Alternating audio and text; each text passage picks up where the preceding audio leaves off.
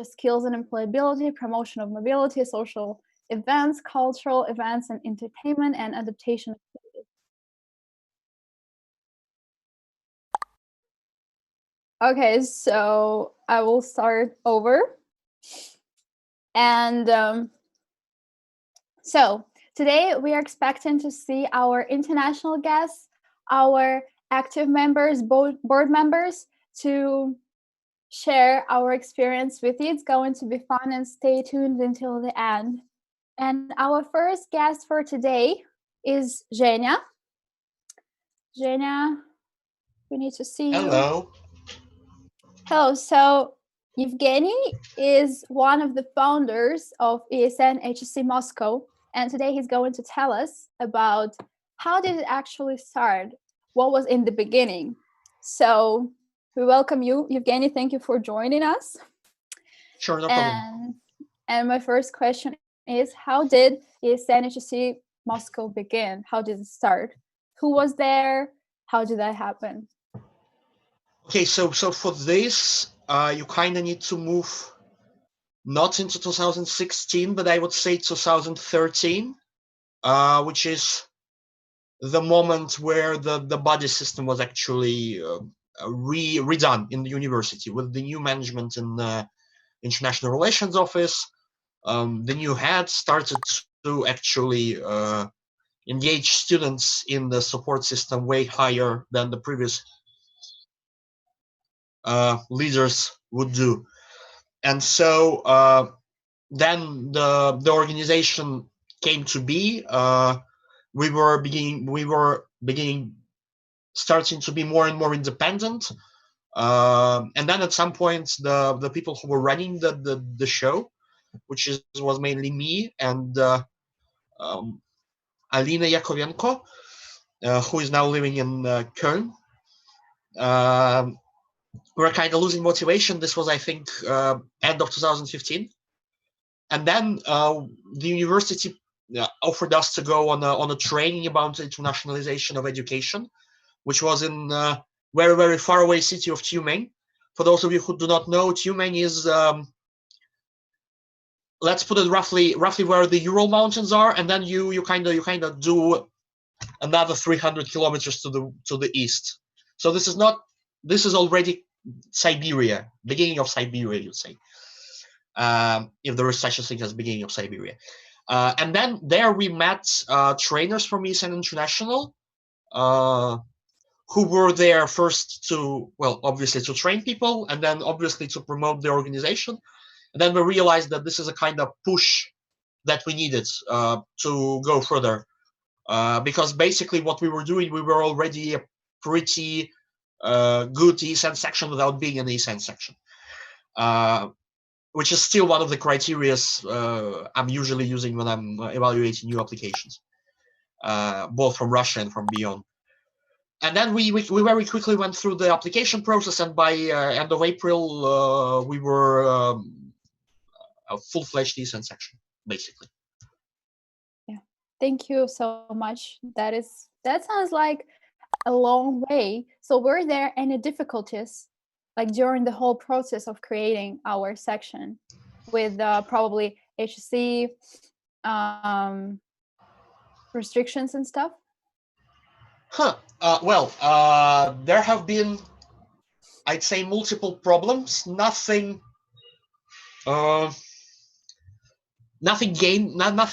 game-changing, nothing deal-breaking, because the university was very much behind the process from the very beginning. Which basically, because they in the end, in a way they pushed us to do it. In the end of the day, it kind of looks like they did that. But what I would say was hard, and it's always hard to basically. It wasn't that hard because we weren't starting from scratch anymore, because we already had like 3 years of baggage behind us, 2, 3, maybe more. But some of the issues which were related to the university were mainly related to other parts of the university, which have been changed. Like the leadership in those parts of the university have been changed by for example, by today. And now the places where we used to have issues, we don't, as far as I know, you don't have issues, or you shouldn't have issues anymore. But I wouldn't say that there would be something really hard to do. Yeah, so it was It smooth. required some thinking ahead, but no. Yeah. Okay. Thank you so much, Evgeny.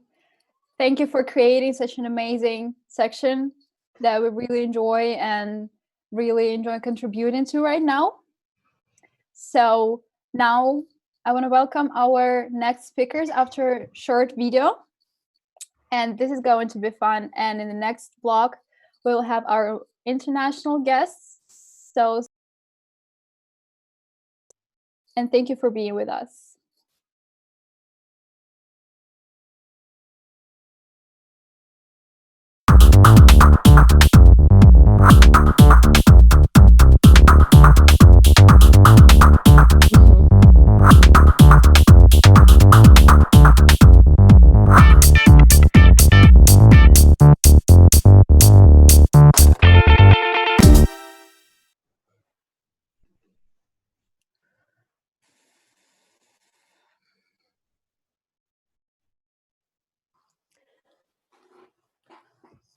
Hello, everyone. My name is Sasha, and I'm HR manager of ESN HSE Moscow.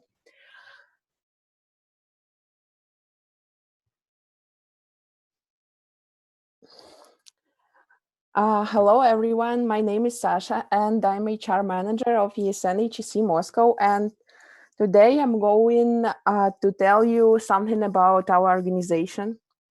First of all, you need to know that ESN, it's not only about parties and hanging out with international students. But the first part of my topic will be about definitely parties. ESN is a big international organization, and we have a lot of international events where ESNers from all over the world meet together, having fun and trying to solve some problems and make some important decisions.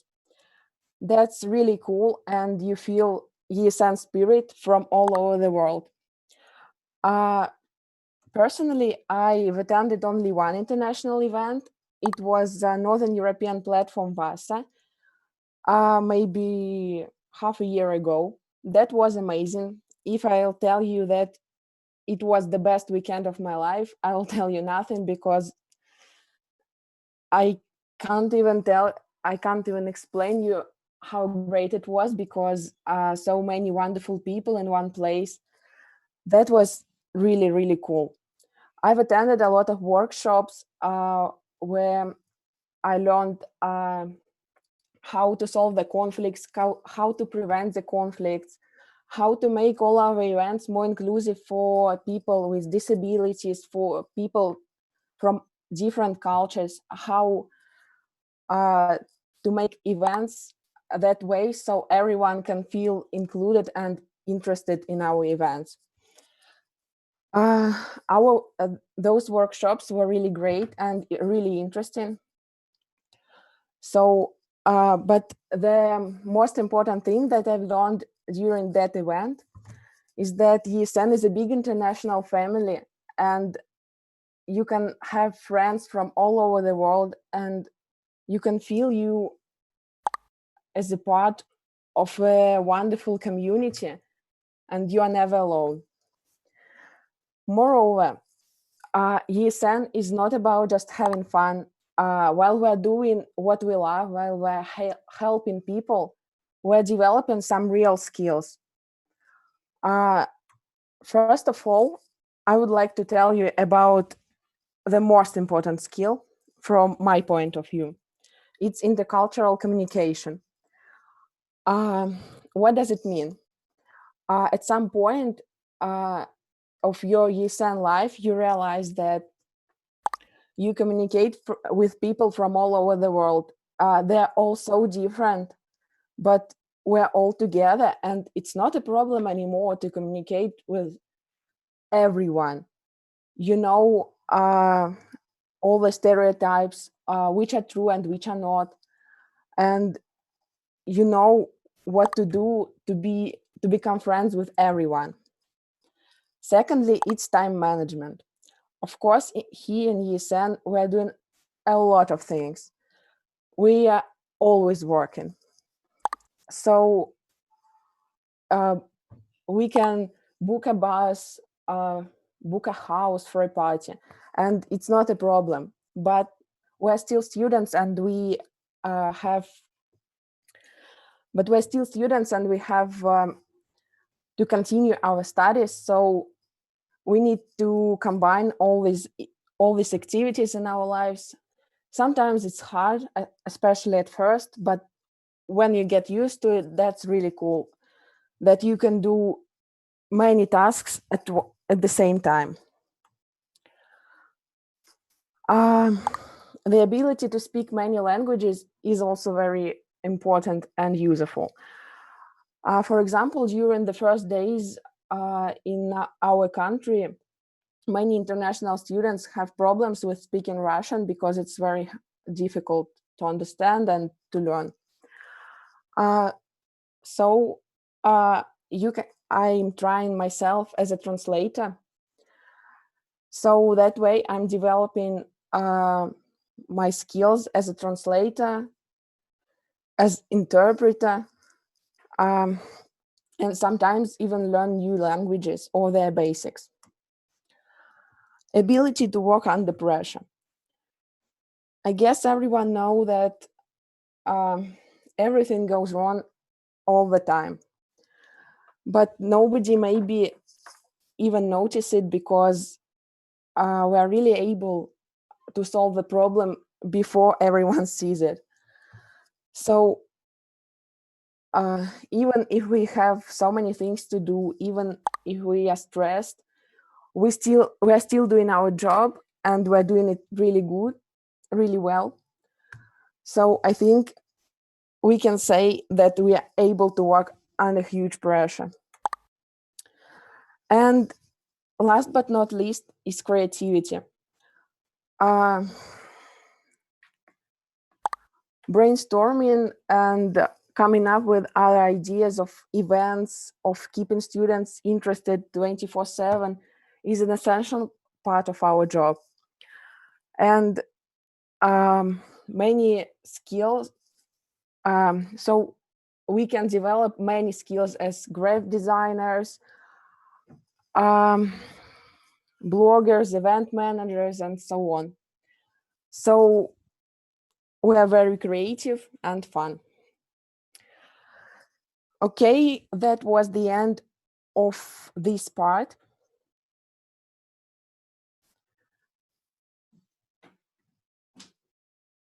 And now I'm going to ask our guests, our special guests, to join our party.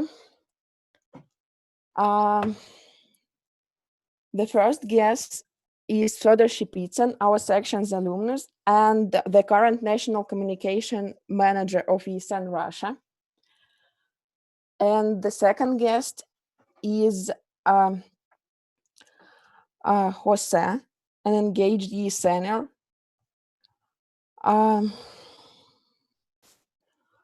From Vienna, who happens to be the president of ESN Austria.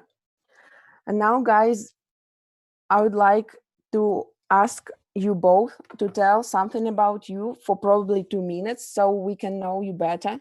And Fedya, can you please start?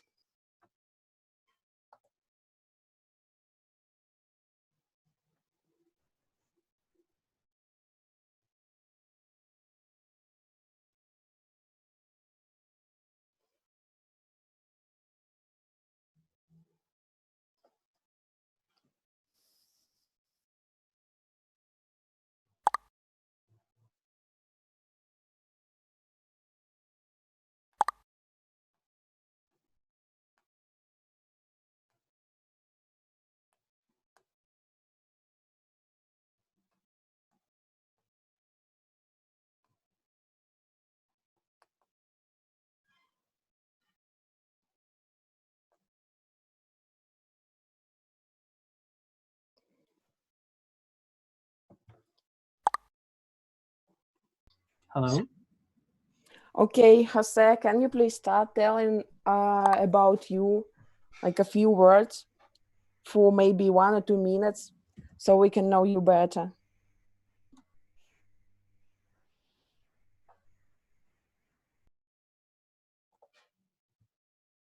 All right. Then I will start. Fedor, then it's your turn after me. Well, personally, I have to say that, well, my name is Jose, as you already mentioned. I live in Vienna, in Austria, and well, I started in ESN in September 2015, so almost 5 years ago. And since then, I have been having different positions, have been having quite a blast. So yeah, originally I'm from Colombia, meaning well, I always lived this kind of multicultural atmosphere and ambience around me. And this is something that I value a lot from ESN because it actually gives you this sense of being part of something bigger than just some national borders. And well, beside of that, I'm studying now. I'm doing my master's in international business management. And I was working as a project coordinator for some rail project developing company. And well, this is part of me. And if I hope I can answer as many questions as possible and give you some insights about my experience in ESN. Okay, Fedja, can you please tell us about yourself so we can know you better? Sure. My ESN journey started in August 2016 from your section from ESN HSE Moscow when I just arrived to Moscow and just entered the university. I was 17 back then. So yeah, I started as an active member, then joined local board with being treasurer, then being local representative. Sometimes doing other volunteer experience, volunteer activities like designing stuff and helping with organizing events. Right now, I'm a member of national board of ESN Russia. I used to be a national representative for a year and a half, and right now I'm the communication manager of ESN Russia. Okay, thank you very much, boys. Now we're going to play a game. So you will be able to share your ESN experience and tell us about the skills you've learned during you being a part of this wonderful organization. So I will start a sentence and each of you will have to continue it to complete the sentence. And I think I will ask everyone to do it. So Fedja, when I first heard of ESN, I was excited. Okay, Jose. When I first heard of ESN, I was in the university attending classes, and I didn't know what's gonna expect, what I was expecting actually in that moment. So I was kind of curious. I would say curious. Okay, great, Jose. This time you are the first one. While being a ESN member, I've learned To be patient. I've learned to think outside of my comfort zone, and I've learned to appreciate different cultures and people. Fedja, when being ESN member, I've learned just much the answer I wanted. I learned just how to be in touch with people from around the world, how to be part of a huge international network, and just learned how to do many useful things. There's multiple. Okay, maybe the next question is quite similar to this one. Fedja, so you're going to start top 3 skills that I mastered with ESN. I would say international intelligence, like international communication in general. Making my CV, creating that. Also, just being friendly with anybody, regardless of their culture and origin. Okay, Jose, that's your turn. Top 3 skills you've mastered. Не вырублено. Well, my top 3 skills were definitely public speaking. That's something that I always wanted to learn, and I think ESN has given me this platform to actually develop these kind of skills. Another one would be definitely, as I was mentioning before, the one thinking outside of my comfort zone, meaning adapting to new environments, and therefore, being able to actually act and react in these kind of fields. And the third one would be, well, definitely my language skills. I've improved my English, I've improved other languages that I already knew and just wanted to improve in this case. So ESN has given me that opportunity. That's so great. And okay, so you start, Jose. My first role as ESN board member was. As an ESN, I was treasurer. I was treasurer for 2 years. Yeah. And how was it? It was the first year was really difficult because well, I started off from scratch kind of. The treasurer before me, he didn't document anything. I didn't have any invoices. I didn't have any documentation about literally anything. So we didn't have a budget. We didn't have well, numbers from the ESN cards, etc., etc. So it was really challenging. The first year wasn't that active because I had to find myself in this whole in this whole mess. But the second year was really nice. It was actually pretty cool. Okay, great. Thank you very much. And Fedja, my first role as ESN board member was. Actually, it also was a treasurer. I was the treasurer for a year. It was like my second year in ESN. It was really interesting, I would say, because I'm studying economics in my university, and I thought that I would be able to, apply my some academic knowledge to in reality. It didn't really happen because like I used completely different tools and stuff. But yeah, it definitely was a huge experience for me. Great. So we have 2 treasurers here. That's amazing. And the next question. I remember my first event, Fedja. Oh yeah, I remember that. I think we have like this University Day, HEC Day in Moscow, and I think I joined like the fair and like the presentation of ESN HSE Moscow, although I did not really was into that actively, but I remember where I was involved really actively for the first time.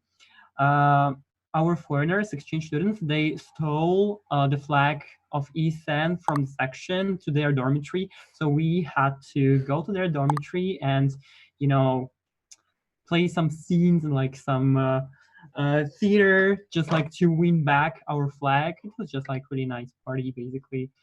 So yeah, I remember this event. Wow, that sounds like a good quest. Like a movie. Okay, Jose, can you please tell us about your first ESN event? You mean ESN event that I organized for the section or ESN event that I attended from ESN? Okay.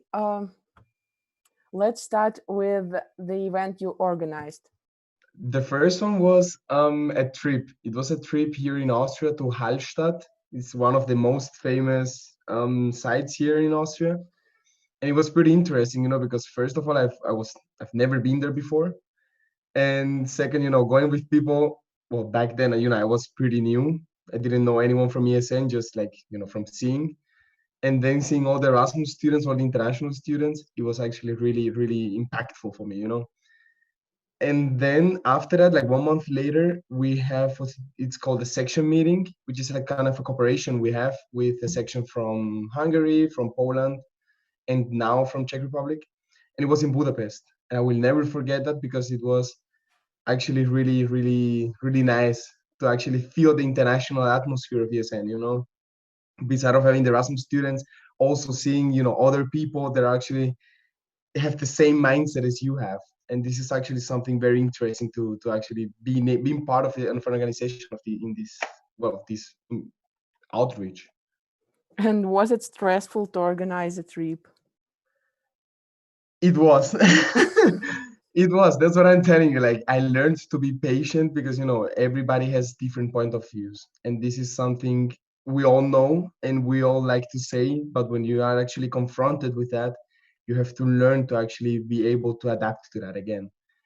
And it was really difficult because, well, who's doing what? And that person, if that person doesn't do his or her task, then you cannot do yours.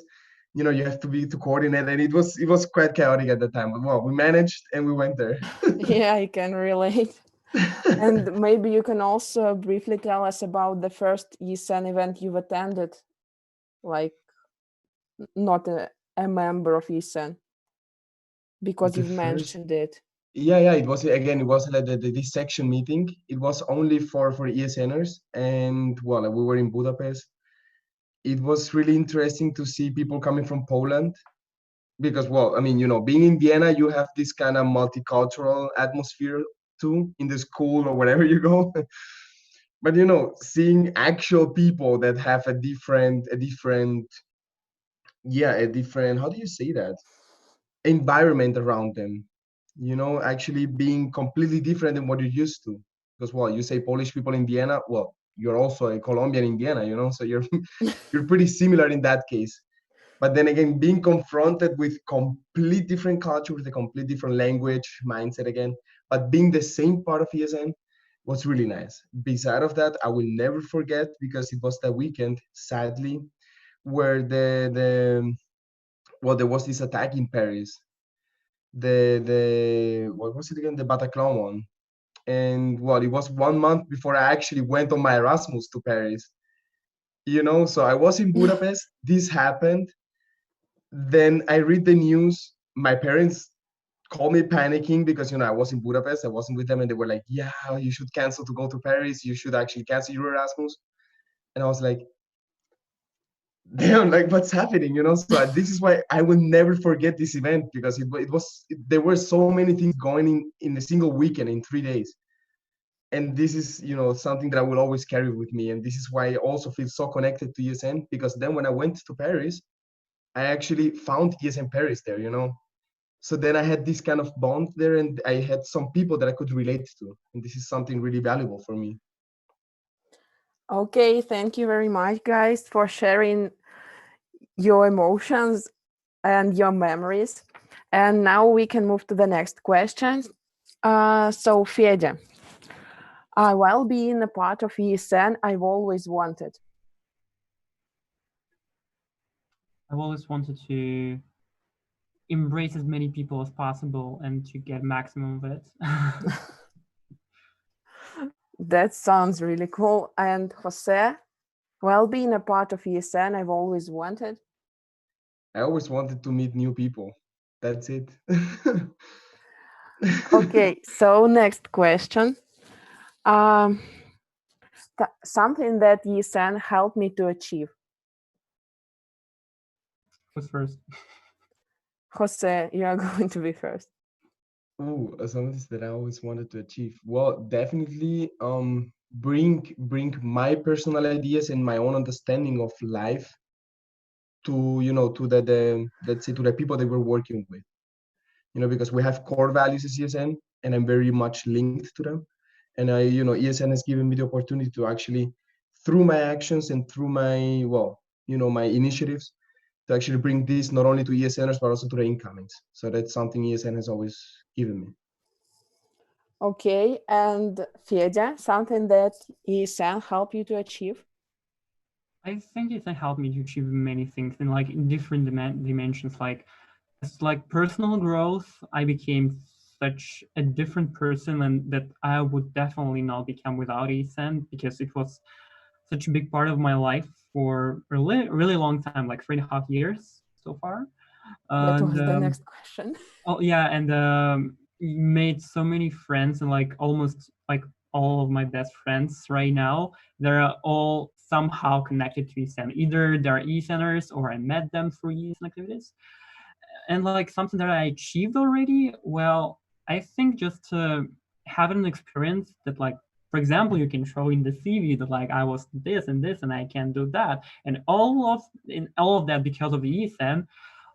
For example, right now I applied for EC project in Denmark, and I will actually be going next year for the next year. And I think ESN helped me a lot to achieve that. Wow, Fedja, you are developing so fast. Okay, and before you became a ESNer, I never had chance to, Fedja.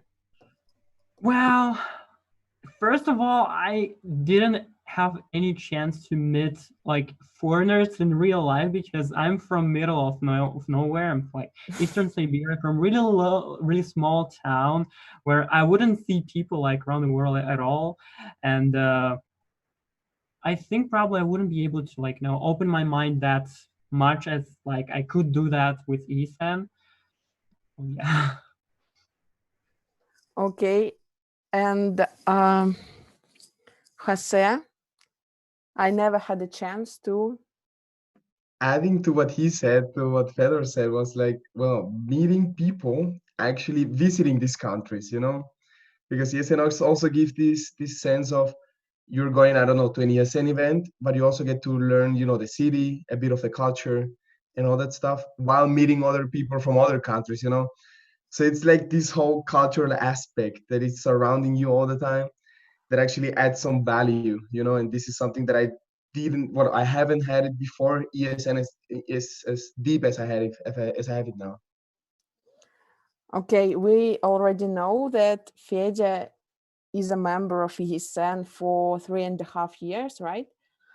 And Jose, what is your term as a ESNer?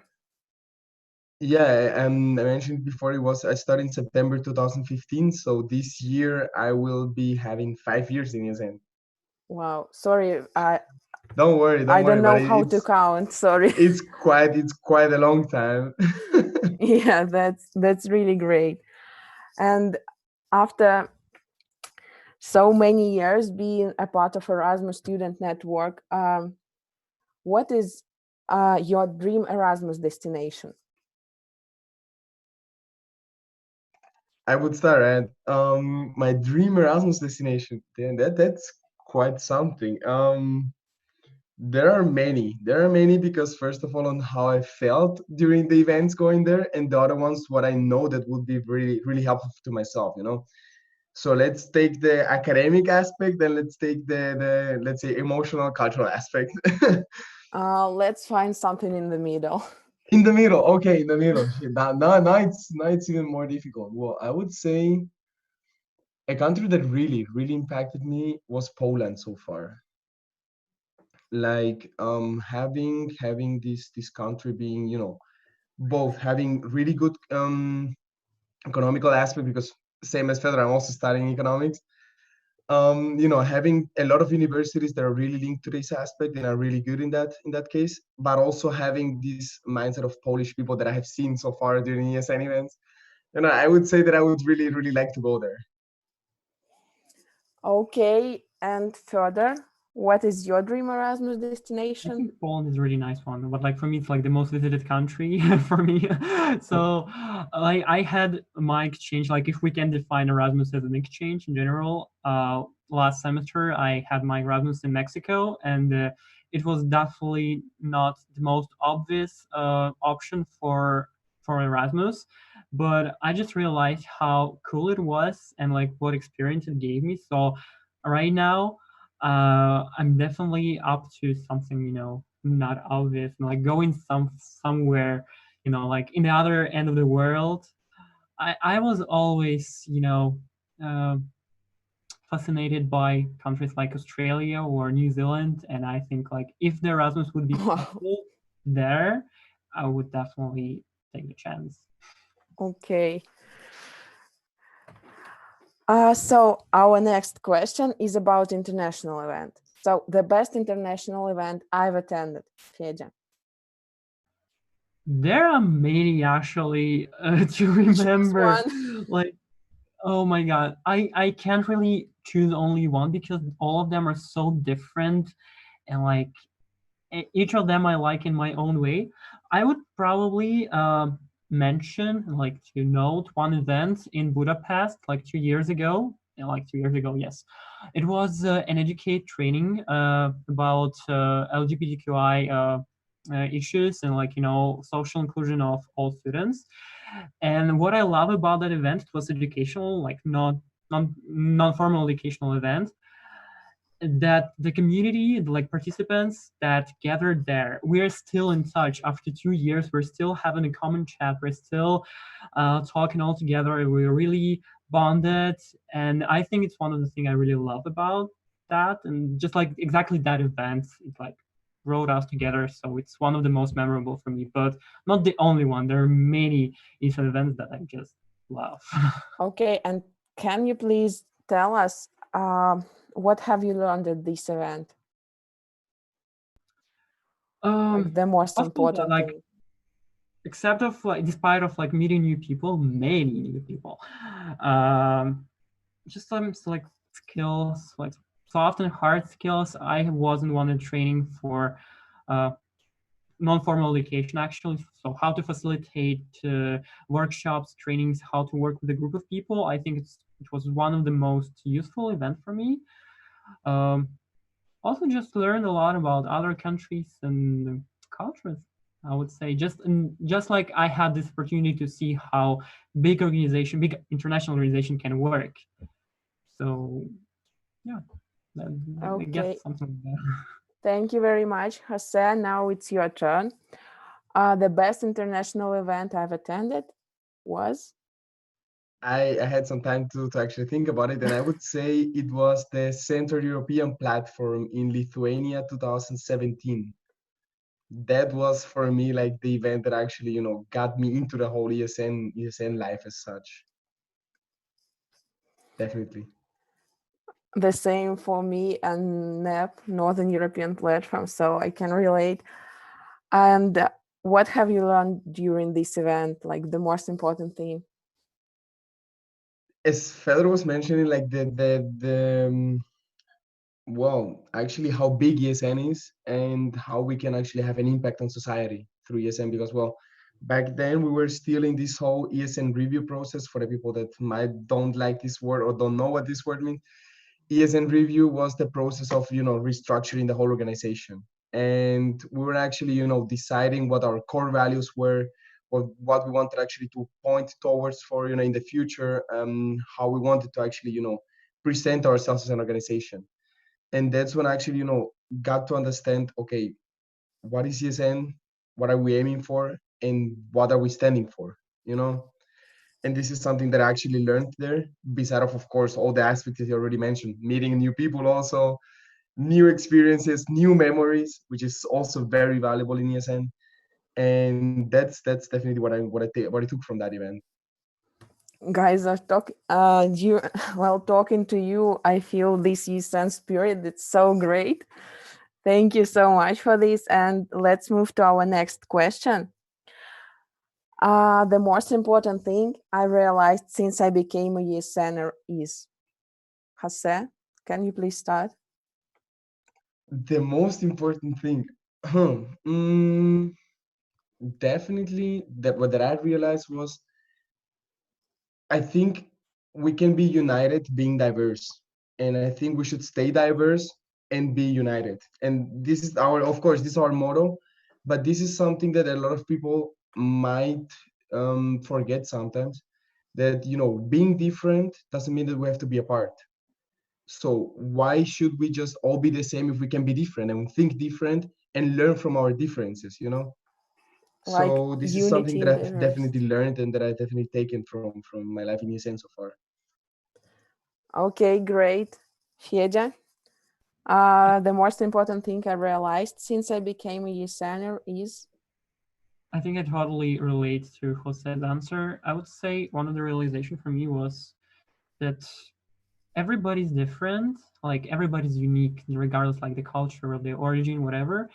But at the same time, although everybody's unique and special, also everybody's like has something in common. Like you can like find a person from a completely different culture, from completely different background, but you still will have some core like same values or same things.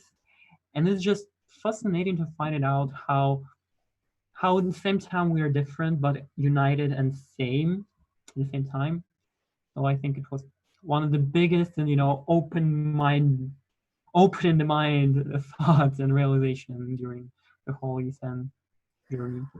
Okay, thank you very much. And this question is quite creative. So, Fedja, you'll start this one. The first thing which comes to my mind when I hear the word ESN. Opportunities. Okay, great. And Jose, the first thing which comes to my mind when I hear the word ESN. Erasmus. That's it. Okay, great. So we are done with all these questions, guys. Thank you very much. But there is one thing I would like to ask you. So, since it's our birthday and you're our guests, do you know what you have to do? A toast, I guess. Yes. And who's gonna start? Okay, Jose, as an international guest and the president of ESN Austria, you're going to start. You'll be the first one. Well, definitely, I have been so long in ESN and I've seen many birthdays. So what I want to wish you is, first of all, it might get difficult sometimes, but the thing is you have to be, you have to actually stay loyal to your own feelings and to your own passion, because ESN is driven by passion. You're not getting any money of it. You're getting knowledge, you're getting experiences and memories. And at the end, it might turn into passion for many people. And I think this is what has kept this organization together. So what I want to wish, all the people that are actually part of ESN Russia and mostly ESN Moscow is never lose that passion that is actually giving you the energy to continue in ESN. You have Fedor, you have me, we have been quite long in ESN now. And so far, I think visiting ESN events, we always try to give our best there, And it's not only within ESN, but also towards the people. So first of all, never lose the passion. Second, never lose focus on the people you're actually working with. And the third, and this is actually the most valuable, always be kind to everybody around you. And I think ESN HSE Moscow, is definitely doing a great job because, well, you visited us in Vienna and we're actually owing you a visit there. So I hope one day I will be able to fulfill that. So yeah, definitely I wish you all the best for the next years. And I hope this was not in vain these 4 years, and I hope you can build up on that. Okay. Well, I guess cheers. my part, I don't have anything to drink with, but definitely cheers for Jose's toast. I'm drinking some water. So, what I would like to say, well, my ESN journey in general started from your section from ESN HSE Moscow. Although right now I'm not like that involved into that, but uh, I still cannot be, fully unbiased, dealing with some Eastern Russia style because this is my section where I came from.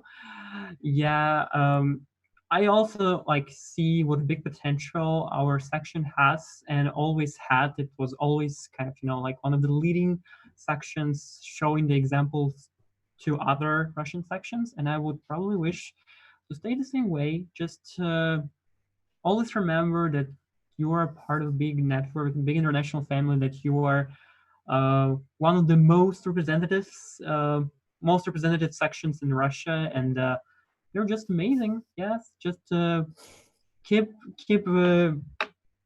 doing your amazing job, uniting exchange students, international students, uh, just having good volunteers, new people, new faces, having this experience flow throughout generations. Oh my God, I'm just 21.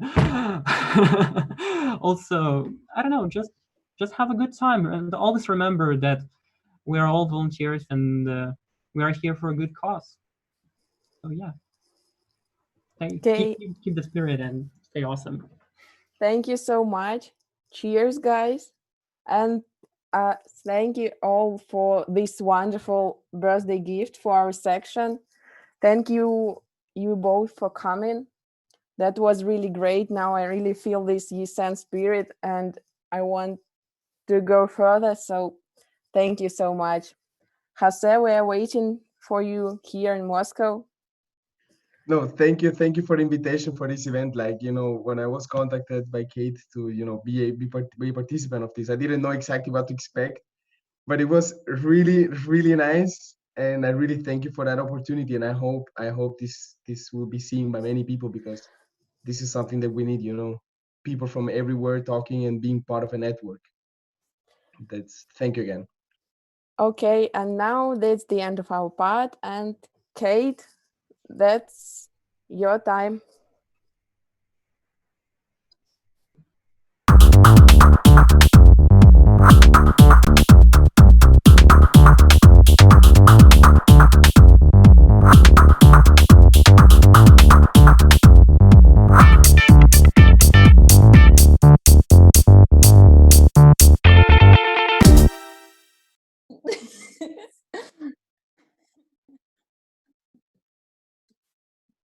Можно говорить уже? Подожди. Можно начинать? Yeah. All right. Hi, everyone. My name is Kate, and I'm a Move in Europe coordinator. So we're starting the next block of our ESN birthday celebration. And so basically what we're going to do today, I have my beautiful friend and our exchange student from, actually Serbia, but he will tell his story. It's a great story.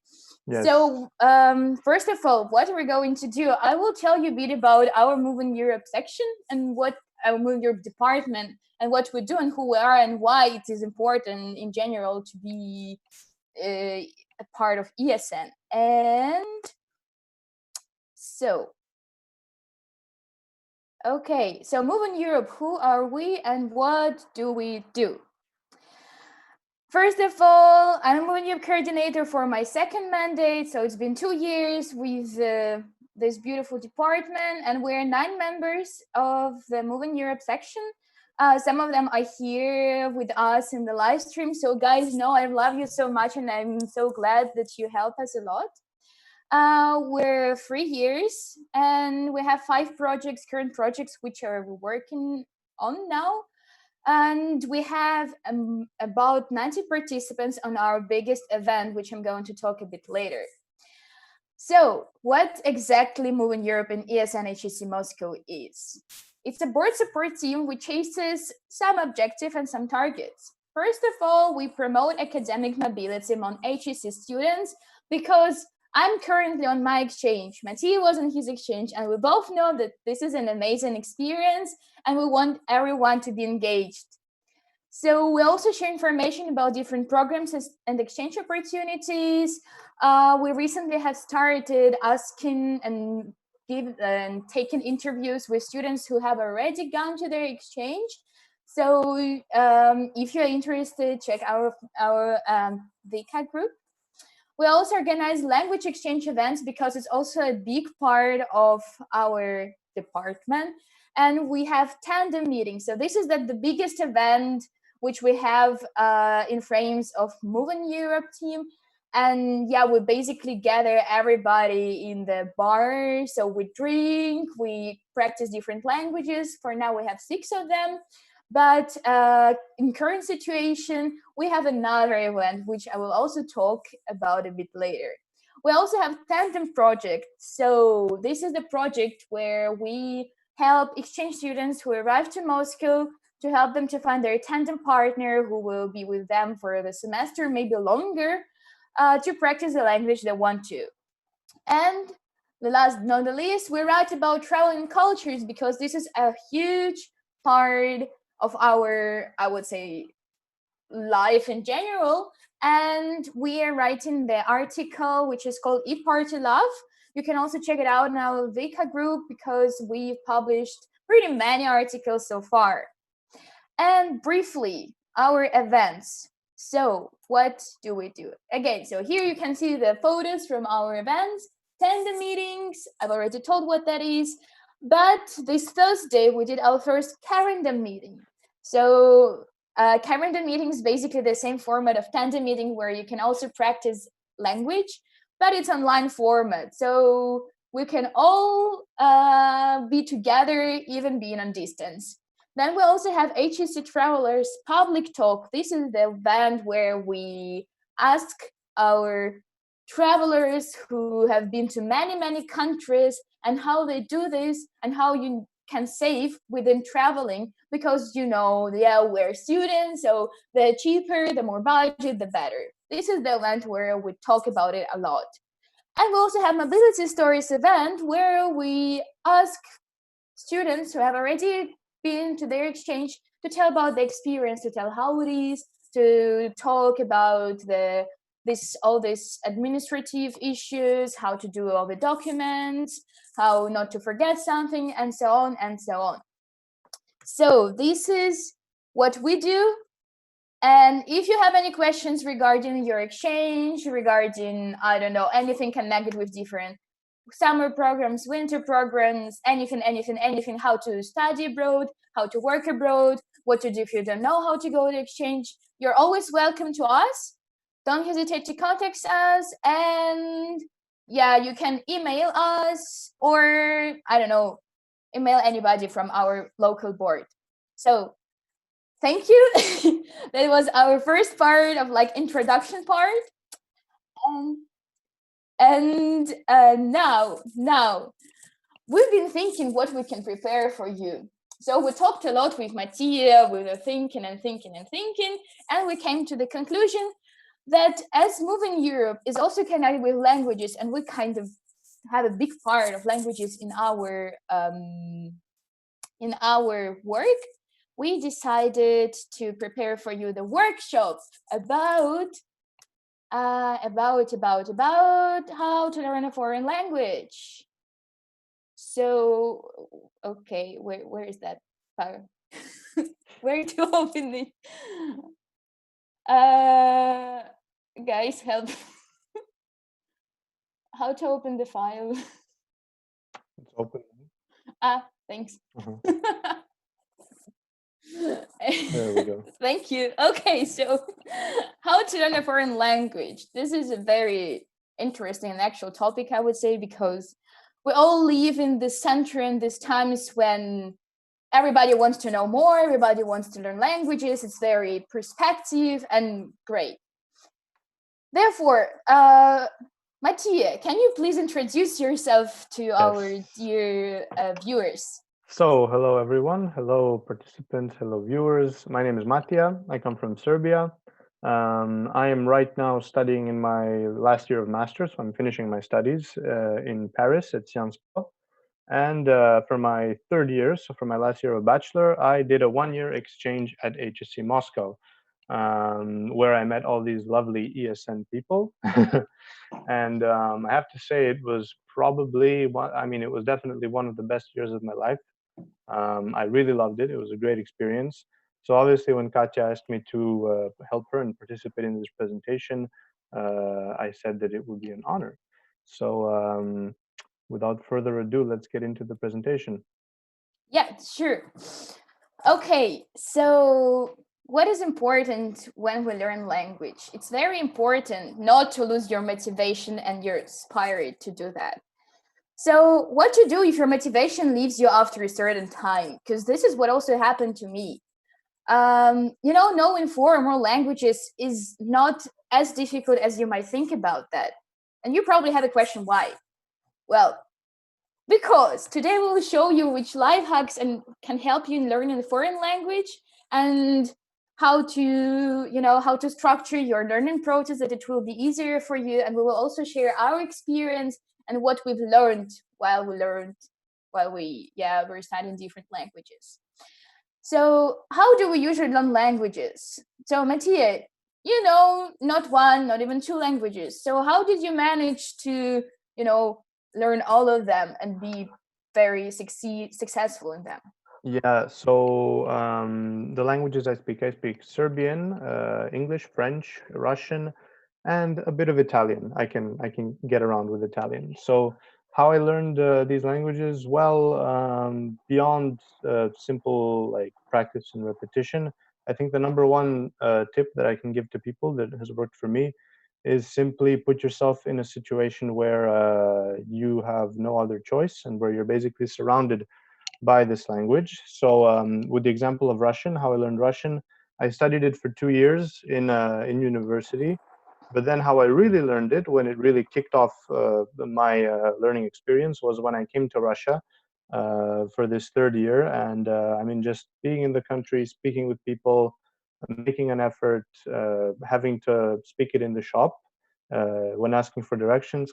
In Russia, it helps because less people speak English, so you really are forced to use the language. So yeah, I mean, sort of putting constraints on yourself, I think, is a really good advice that I can give to people. Put yourself in a situation where you're basically forced to adapt.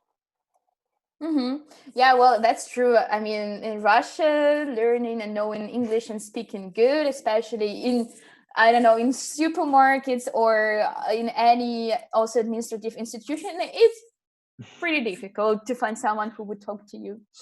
Okay, and thank you so much, Mattia. These tips are very useful. I will also talk about them a bit later. However, how do we usually learn languages? So yeah, we go to courses or online courses. We try to find the best ones that will keep us, this motivated to every time learn more and more and more. Then in school, so personally, I learned German in school because it was compulsory, though I don't regret. YouTube, surely different channels, YouTubers, bloggers, whoever. Life abroad, that's what, for example, Mattia experienced, that's what I'm experiencing, but not really, because in Germany many people speak English everywhere. So to say that my German really increased during the semester, I can't say that. And there are different apps which can also help you to learn different languages. However, I have a question to our viewers. What way do you usually use when you want to learn a language? Or is there anything what you could add into our list? I'm gonna wait a bit for your answers, because probably we can find different other different sources to learn languages. So dear viewers, please share with us your experience. Here should be the music. Na na na. Where do we see the answers? Do we have to go on YouTube? Yes. Uh-huh. Yeah, guys, how do you study languages? Please.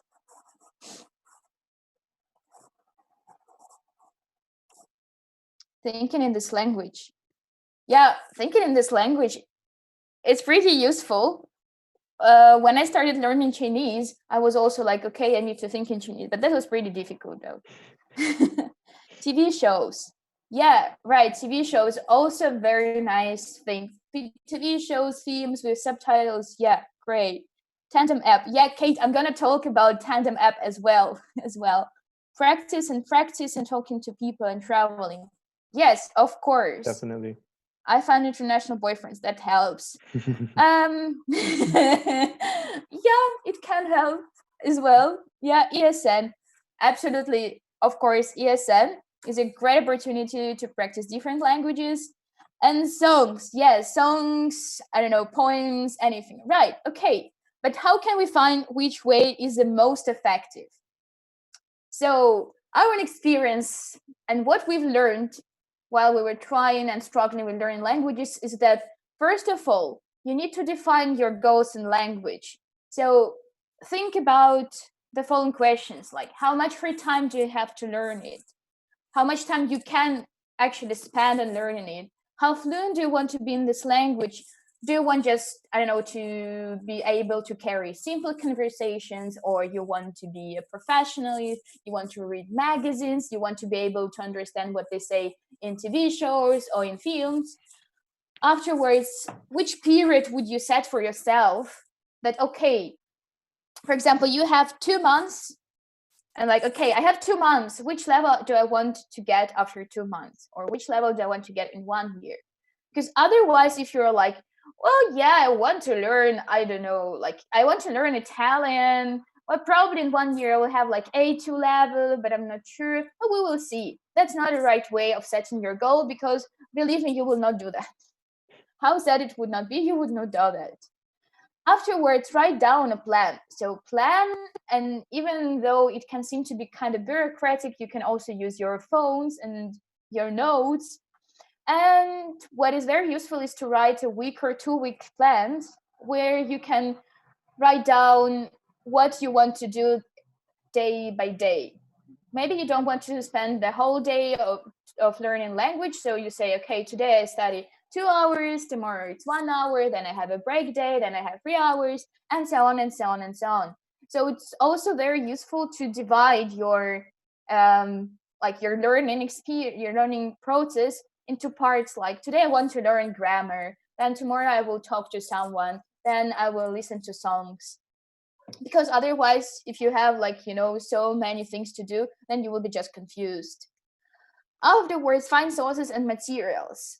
But actually, the statistics says that it's difficult for many people to keep concentrated on student books and all these paper stuff. It was also difficult for me during this semester when I attended the German course, because I would say that I'm more into listening or like seeing something. So then just think how it is more convenient for you to get information. If it's more understandable to read something, then probably student books is a better version for that. If you're a more visual person, so then it's better to watch some classes or some tutorials or something like that. Afterwards, so when you decide and when you understand what you're actually good at, then here you can start looking for the particular information and courses and so on. And then when everything is ready, start your challenge. So when everything is prepared, you can finally start learning your wished language. We know that we have times when we're lazy, when we don't want to do anything, when we would like to procrastinate, especially when we have so much free time, but we're like, nah, I don't really want to do anything. So how to keep working? So, and where is your motivation? First of all, guys, remember, you do it for yourself, not for someone else, not for, I don't know, your teacher, your mother, even not for your boyfriend or girlfriend. You do it for yourself. So how good the course would not work, or how good the teacher would not be, or how much money you would not spend on some, I don't know, books or language schools or something, in the end, all the sources and materials, they do just 20% of your work, of the whole work. 80% is on you. So keep this in mind when you again want to say, oh, I better watch, I don't know, I better go play PlayStation instead of learning something. No, it's better to go to learn. Divide big targets on small. When we have a huge target, we're like, yeah, I'm going to do that. And then you don't know what you need to do first. Therefore, you don't need to conquer the world within 1 day or 1 minute or 1 hour. We're not robots. We're all humans. We all have different conditions, different time.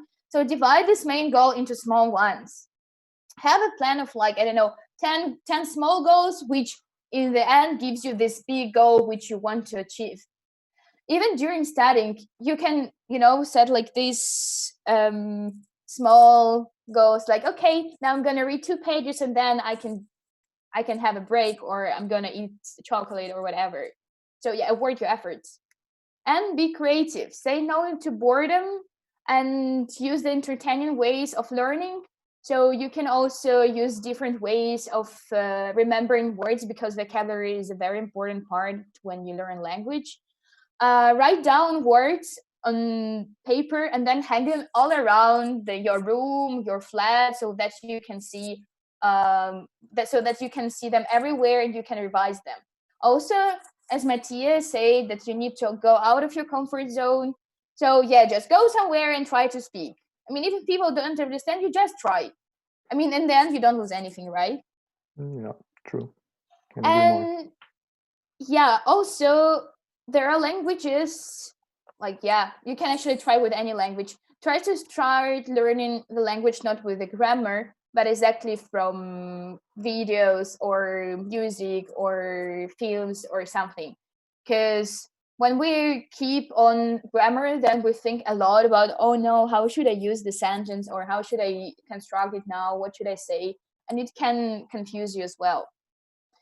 And also use apps to find native speakers or join ESN. And the last, so some useful apps to learn languages. To learn, you can use Buzu, Leo, Duolingo, and Words. Actually, Leo has a very good dictionary. I use it for German. And then to practice, Kate said about Tandem. Yeah, Tandem is a very nice app where you can find people all around the world. You just set which language you want to practice, and then they find you by their own. But be careful because you can get too many notifications. Then there are also Hi Native, Hello Talk, and Current Meetings by ESN HSE Moscow. We will soon update when it's going to be the next Current meeting. So stay tuned and join us. Okay, so now it's question and answer time. Now you can ask us anything you want to, and we will give you answer on any question you have in your mind. Don't be shy. Don't be shy, yes, because I know I talked a lot.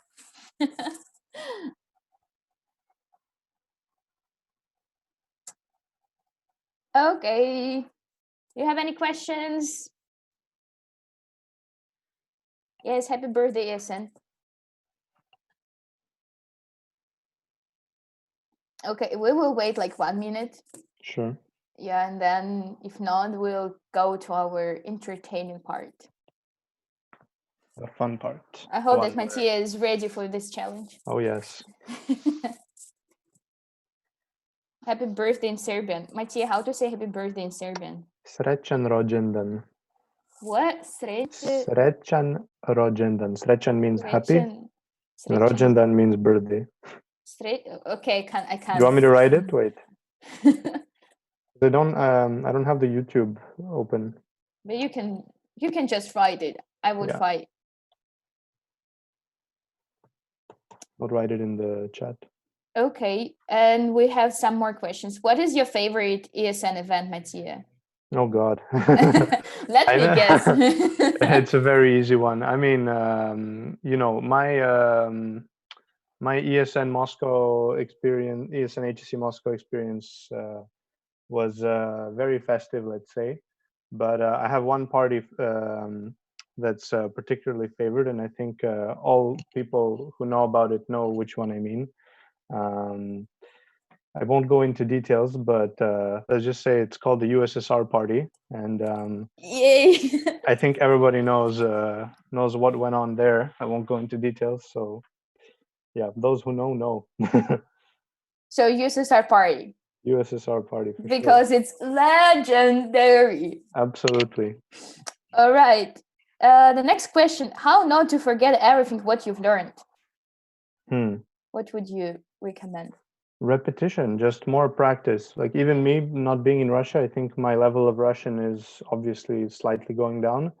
But what's good is that I have a weekly Russian class where, you know, it's at least 2 hours a week where I'm speaking constantly in Russian and training. So keep yourself practicing. I would say that's the number one thing. Find a way in which you can make yourself repeat the language and not forget. Yeah, repetition.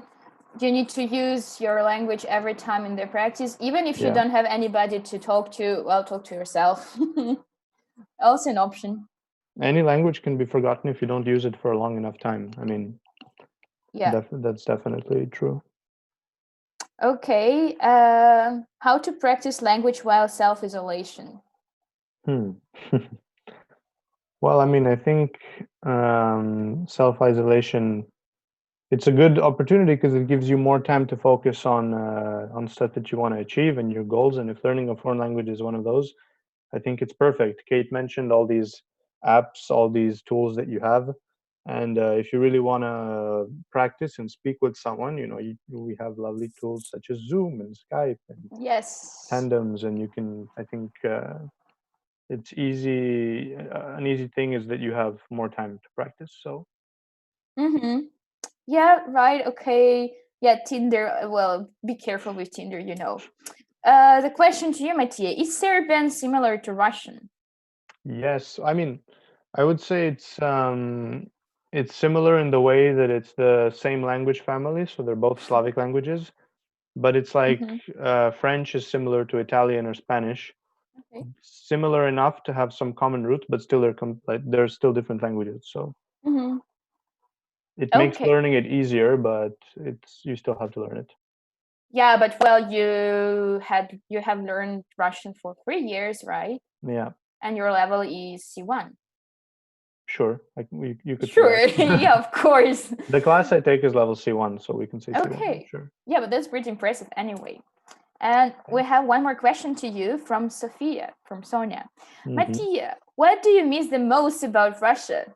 Oh, that's an easy question. The people, you guys. Oh, so I miss, yeah, a lot of good memories. The dorm 5.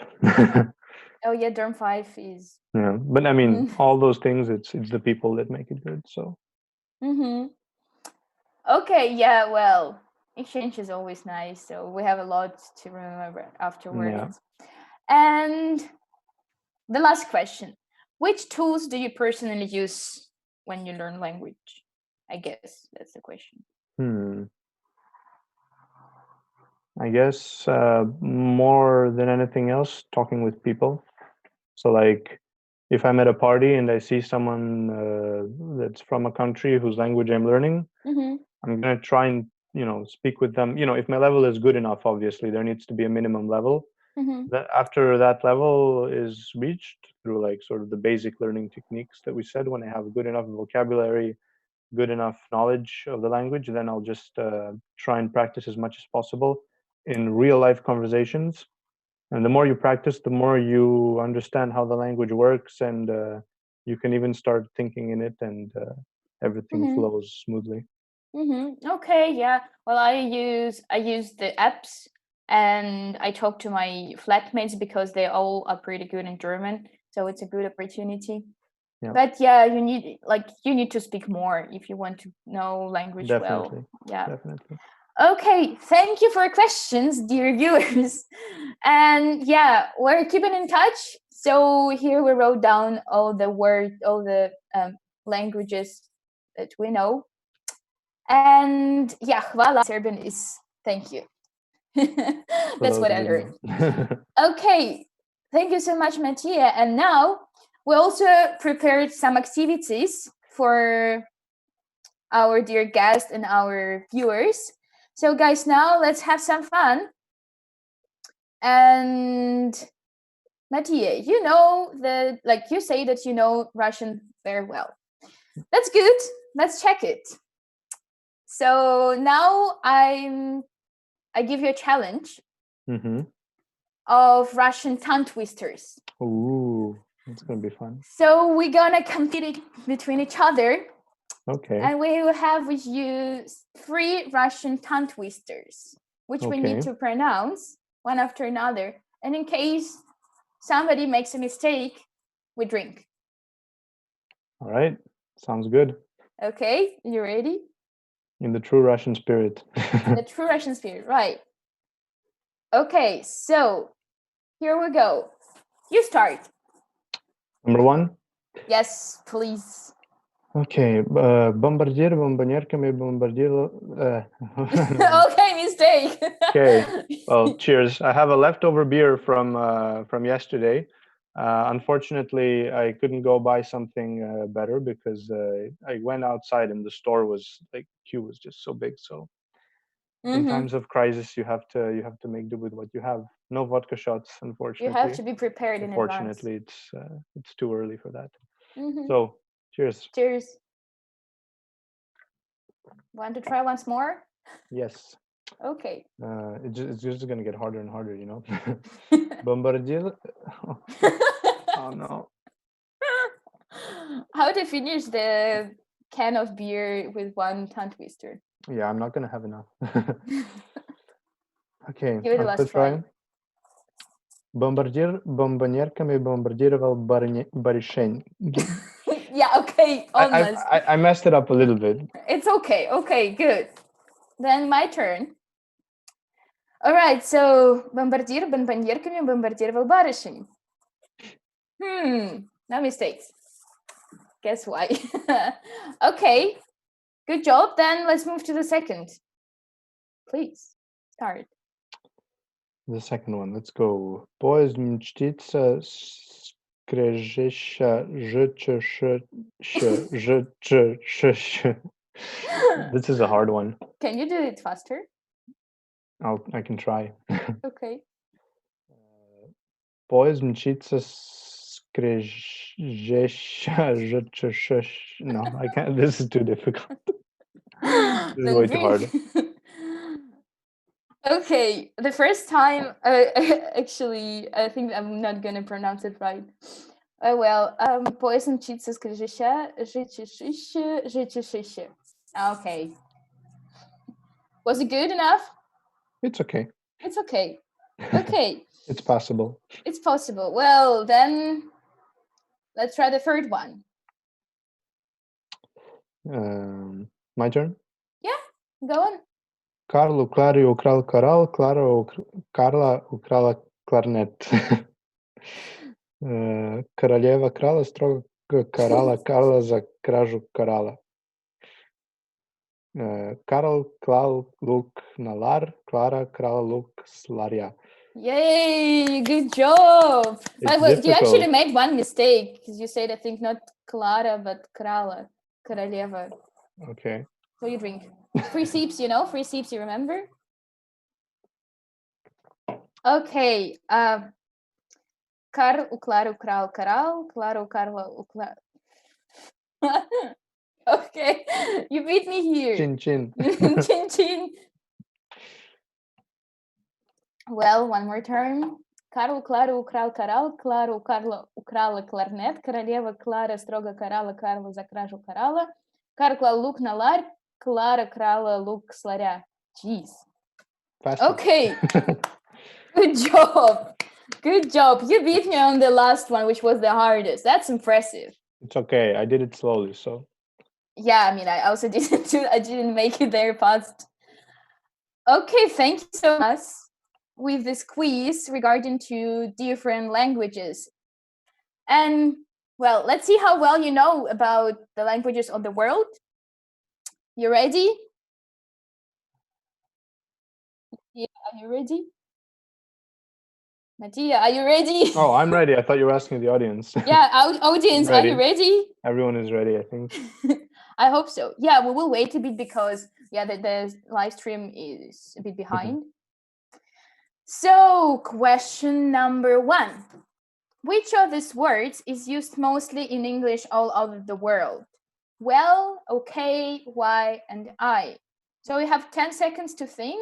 Well, Matthew, you have a bit more because live stream. So we're waiting for your answers. I would say I. That's my bet. Okay. Mattia thinks that it's I. What do others think?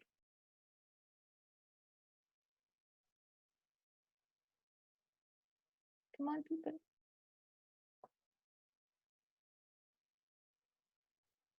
Guys, what do you think? Okay. Jane thinks that it's okay. Others? Other ideas? I. Okay. Anybody else wants to give a try? I. Yeah, Jane, you're kind of right. And the right answer is okay. Even though it might be, you might think, yeah, we use I too many times. Well, no. Okay. Okay is the most used one among these. Congratulations to Jane and to Konstantin. So, question number 2. How many languages are estimated to exist in Europe? So, like in general, how do you think? Less than 100? From 100 to 200, 200 to 300, 300 to 400. Think about it.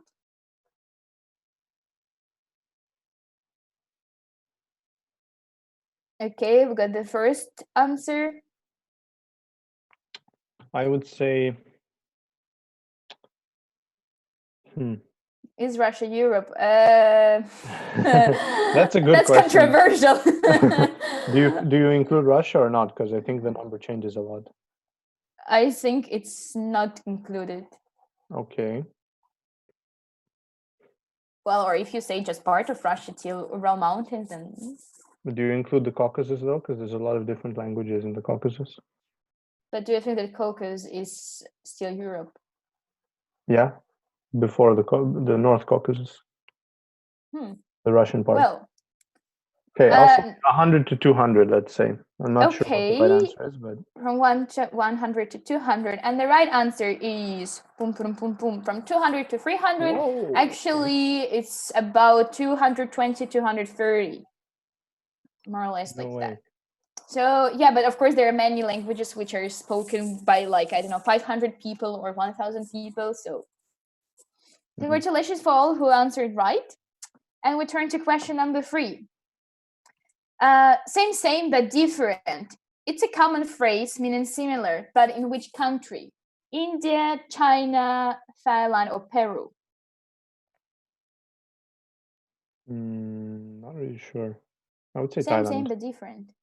Thailand Okay. You think it's Thailand? What or do India? other? I'm not sure. Thailand. Or India? I vote for Thailand. Or maybe China?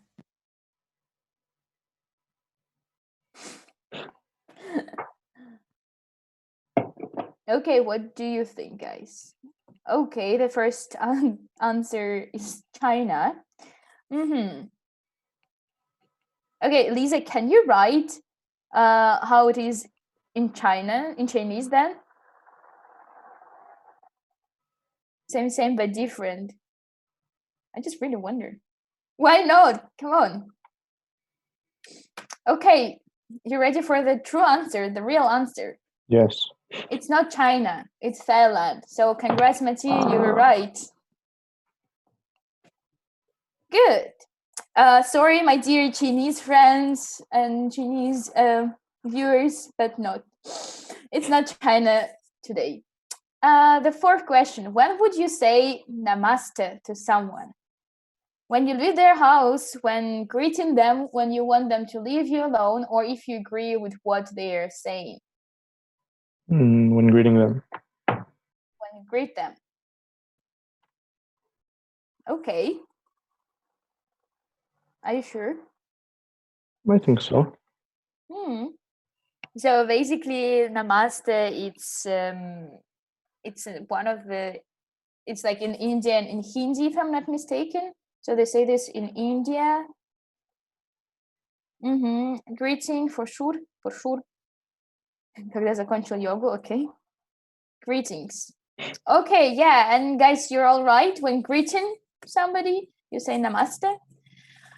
And let's move on. So the next question, Hakuna Matata.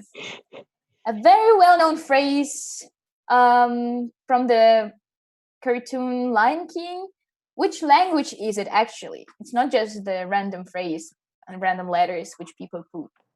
So how do you think, which language is it? Igbo, Swahili, Afrikaans, or Yoruba? I would say Swahili, but I'm not sure. Do you know which language, like where do they speak this language? Swahili is in the south of Africa, right? I'm not sure. I would say more Eastern. Eastern? And the other two, I have no idea. So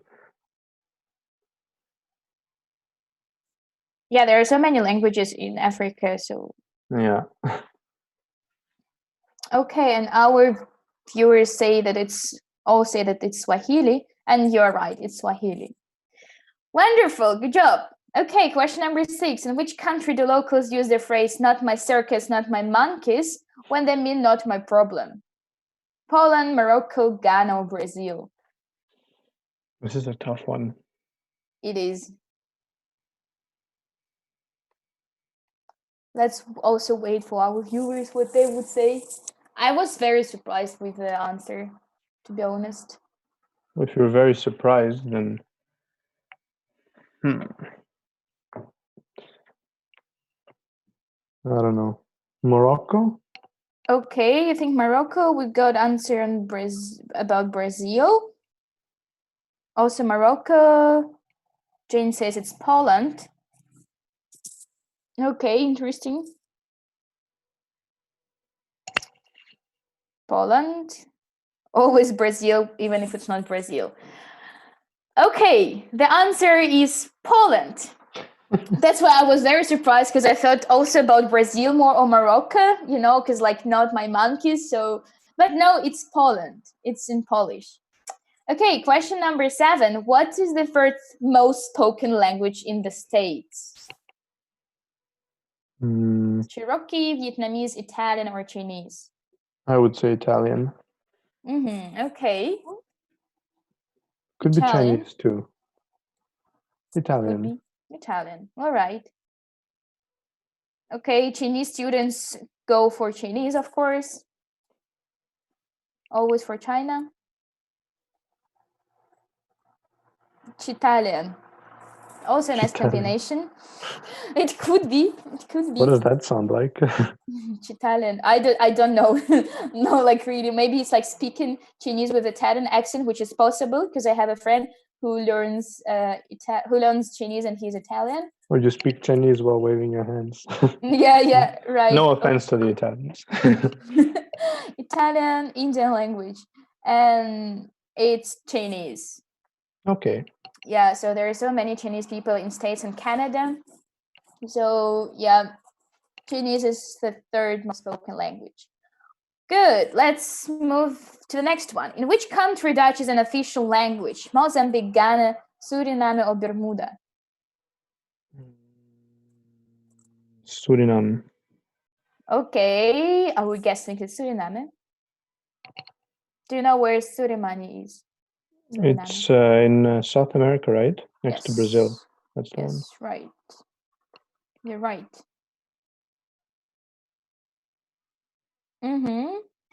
Okay, Suriname as well.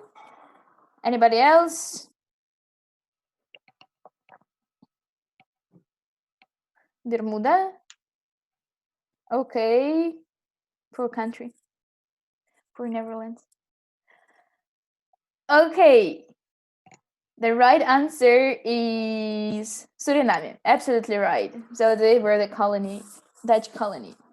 Good, and we have 2 questions left. So how many people worldwide speak English as a first language? 100 million, 350 million, 500 million, 750 million.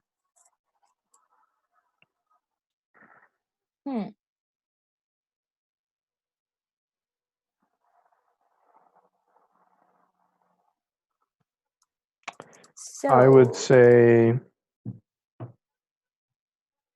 750. Okay. Yeah, I mean, we have 7 billion people, so probably 750 million speak English as the first one. 750, yeah. Okay. 500, 750. It's very interesting actually to think how people imagine that. But actually, guys, none of you were right. And just 350 million people speak English as the first language. Wow. Yeah. So English still has a lot to work on. But then you don't count a lot of people in the US, right? Because in the US, the US population is just 350 million. Yeah, well, probably. Almost. Yeah, I would probably counting them, it could be 500 or 750. Anyway, the last question. In which country is Cymraeg language spoken? Ireland, Scotland, Wales, or Faroe Islands? What's that language? I don't know this language, but Never it's heard of it. Cymraeg. Cymraeg, yeah. Faroe Islands. Where? Faroe Islands, Faroe okay. Islands. Okay.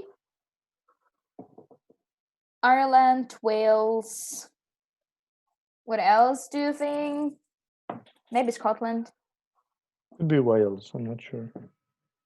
Could be. Say something in Cymraeg, please. Sorry, I can't. I don't know anything in that language. But I actually have a friend who can speak Cymraeg. Then Wales, I guess. I'd be You surprised if you already knew said your someone. answer. I would be So- surprised if you knew someone from the Faroe Islands. But it can be Ireland as well. Why not from Faroe Islands? You never know who you can meet. You never know. You never know. I'm just saying the statistical chance is low. Yeah, but actually the right answer is Wales. So yes, Wales. Good. Thank you so much for participation, both audience and Mattia. And Mattia, thank you so much for visiting us today and being with us today. And before we turn to our next section, you know what you need to do, right? As it's Make a ESN toast. birthday. Make a Yeah. toast, please. Maybe you could do this in Russian. О, окей. Ну, дорогие друзья из ESN, очень долго не виделся с вами, ну, как сказать, my Russian is actually going down due to lack of practice. Вживую. Вживые, спасибо. Вживую. Я планировал приехать в Москву, ну, сейчас в апреле, но, видимо, эта ситуация это не разрешает. Так что придется организовать встречу когда-нибудь скоро, надеюсь. Желаю всем хорошего здоровья, берегитесь за собой, и много успехов в будущем ESN, много ярких и успешных мероприятий, тусовок, иностранных обмен, культур, всего этого. Давайте за ESN. Ура! С днем рождения. Thank you so much. Спасибо большое, Mattia. It was very nice having you today. And yeah, ESN is love. And now we will turn with you to the next section, because we should not forget that apart from languages, we should also take care about our mental health. So Lisa, please, greetings to you, and yeah, happy birthday, ESN. Happy birthday.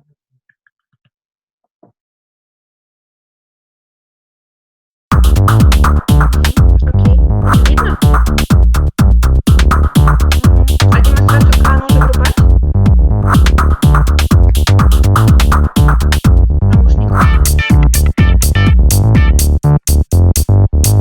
Так, смотри, видно?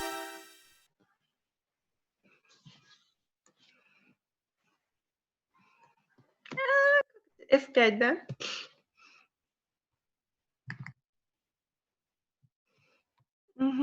Okay, hello guys. I hope you can hear me. So my name is Da. God damn. I'm trying to fix everything. Okay. No. Right now I'm ready. So my name is Lisa, and I'm a social inclusion coordinator of ESN HSE Moscow. And today I'm going to talk a little bit about what is social inclusion for those who don't know or for those who forgot because of the quarantine regime. And I will also talk with you about what can you do during the quarantine. So first of all, what is social inclusion? So social inclusion is one of the 6 main causes of ESN. You can Google it. You can Google them. 6 causes of ESN, because it's extremely important, because ESN is not only about partying and having like fun. So it's a very, very serious organization. And we are social inclusion.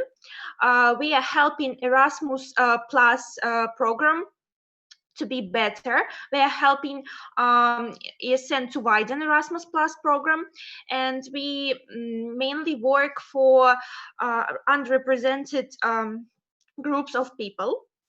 And yeah, so we are helping universities be more convenient for people with disabilities, and we do a lot of different stuff. But our main aim here in Moscow is to help international students to be involved in Moscow local life. That's why we have so many amazing events, like, for example, we go to dog and cat shelters to squeeze and pet little dogs and kittens. And yeah, it's it's the act of charity. We also have charity treats event. Unfortunately, we didn't manage to organize such in this semester because of the this lockdown atmosphere, but we will definitely fix the situation somehow. And what is more, so we have a lot of different events, and on the picture you can see a lot of babushkas and one guy from France.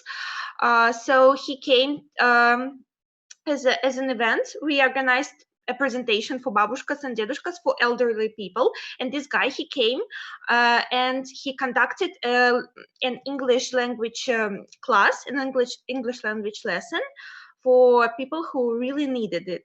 And also you can see me on the picture, so I'm selling different stuff here.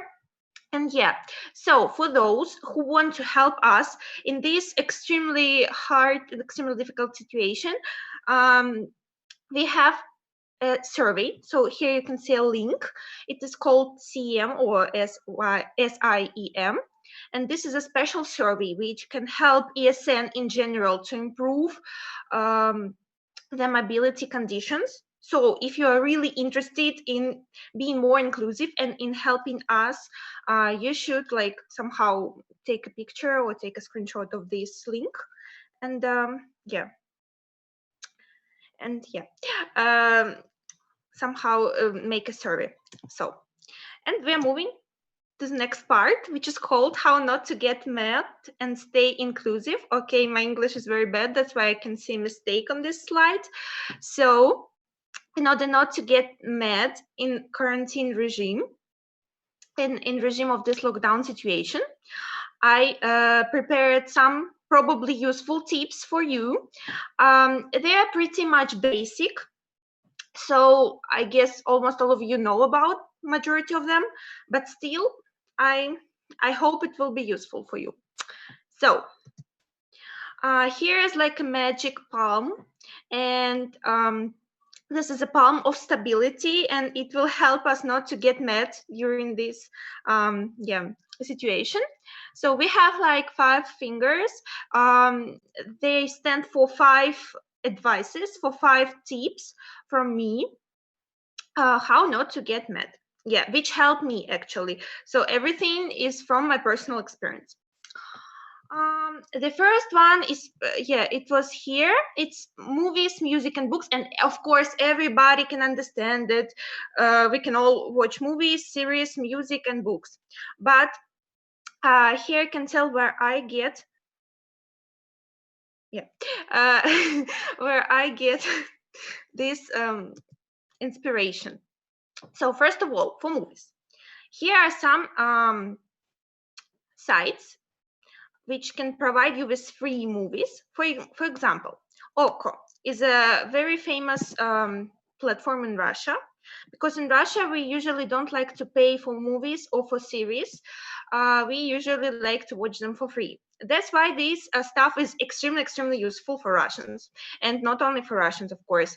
So Oko provides you with free movies and series, and they have a really good choice for 14 days. Also Eevee. Okay, Eevee is a little bit more popular, I guess, in Russia. And yeah. And for Eevee, you can pay only 1 ruble, but it works till 15th of April, which will be in 4 days. You can try, but I don't know. So Wink. And Wink is, I can also hear a mistake here. I can see a mistake here. Wink is also for free. And you can register during the quarantine and watch movies for free. But I personally use another site which is called Zona. So you can you can see this the name Zona. You can enter in Google, and there will be a link for downloading an app. So you can easily download an app which is called Zona, and everything there is for free, and in English as well, and with English subtitles, with Russian subtitles and stuff. And all of the movies that are just like, how is it called? You can see them only in cinemas. They will be there. Not in quarantine, of course. Cinemas are not working, but yeah. in general, this site works for me better than others, and this is free. This is like 100% free. So we are moving to the next. No, we are, yeah. We are moving to the next part, which is music. It was not sports, it is music. So everybody is searching music. Yeah.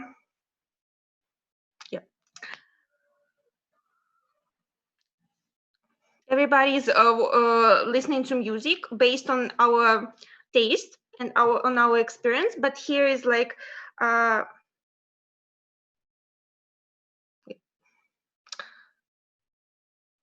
one second.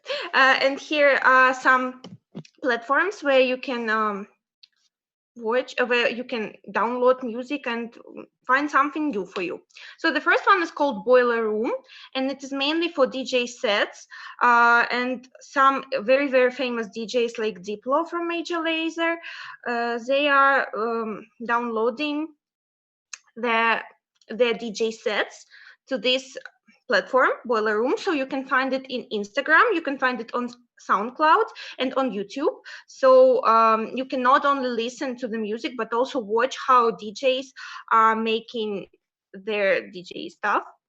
Yeah, so the second advice for music is Russian commercial music concerts.